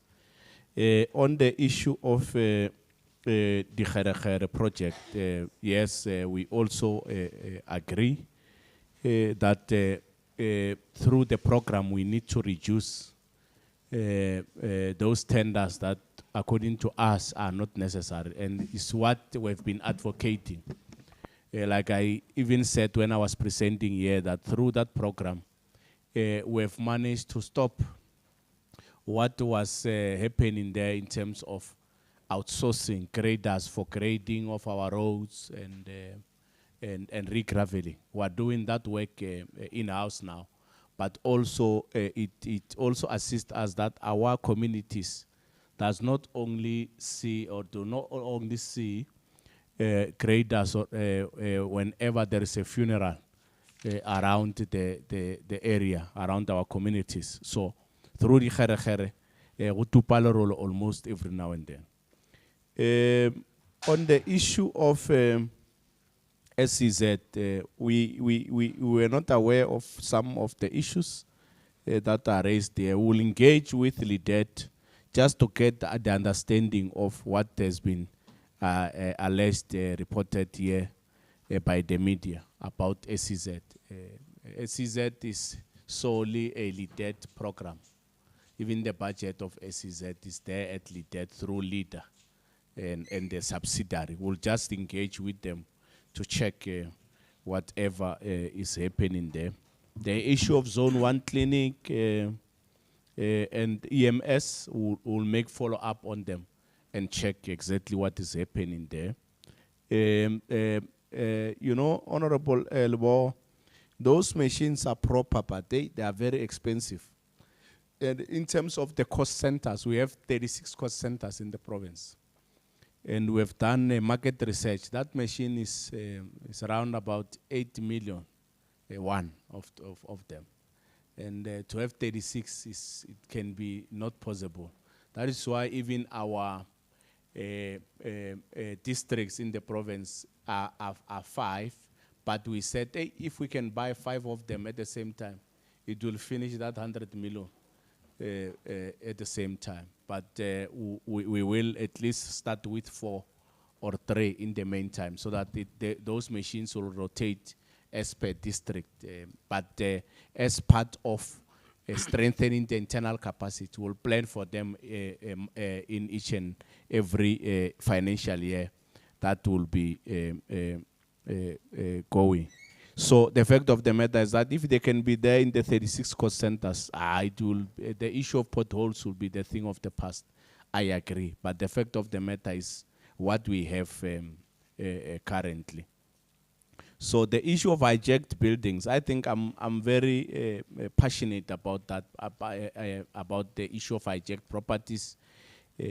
During my visit to Sekhukhune this week, I've also noticed that there are abandoned buildings that are there, and some of them are hijacked. I've sent my team there to check exactly what is happening, because my approach is going to be very harsh on the hijacked buildings, because we're just going to go straight to municipalities and close the electricity and water there, so that those people can come on board, because it is a legacy problem.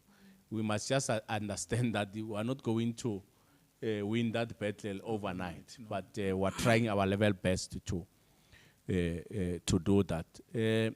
Honorable Helm, on the issue of who you should contact, on who you should contact in terms of the issues that you have. I'm here. I'm your colleague. So you don't have to even hesitate to go down to anyone. I'm your colleague here. We're all honorable members. Yeah. So you have my numbers. Just send me.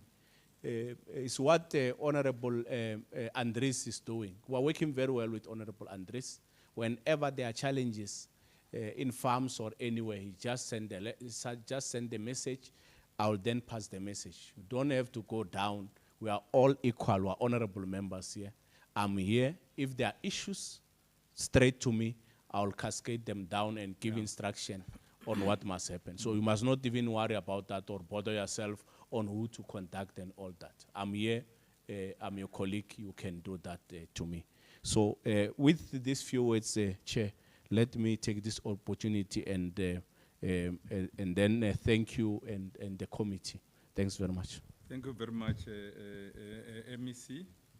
We should also extend the words of gratitude to you and the HOD for honoring our the meeting. Every time we need you, you are available, and also the reports that you present here every time. We could see there is really a light at the end of the tunnel.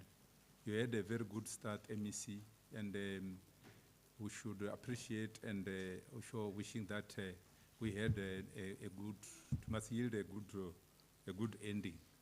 And then also with RAL, we should also appreciate that you have a very good start. Now, you must remember, I'm just reminding you that you are going to account on 2025-2026, you know, a budget and the annual performance plan.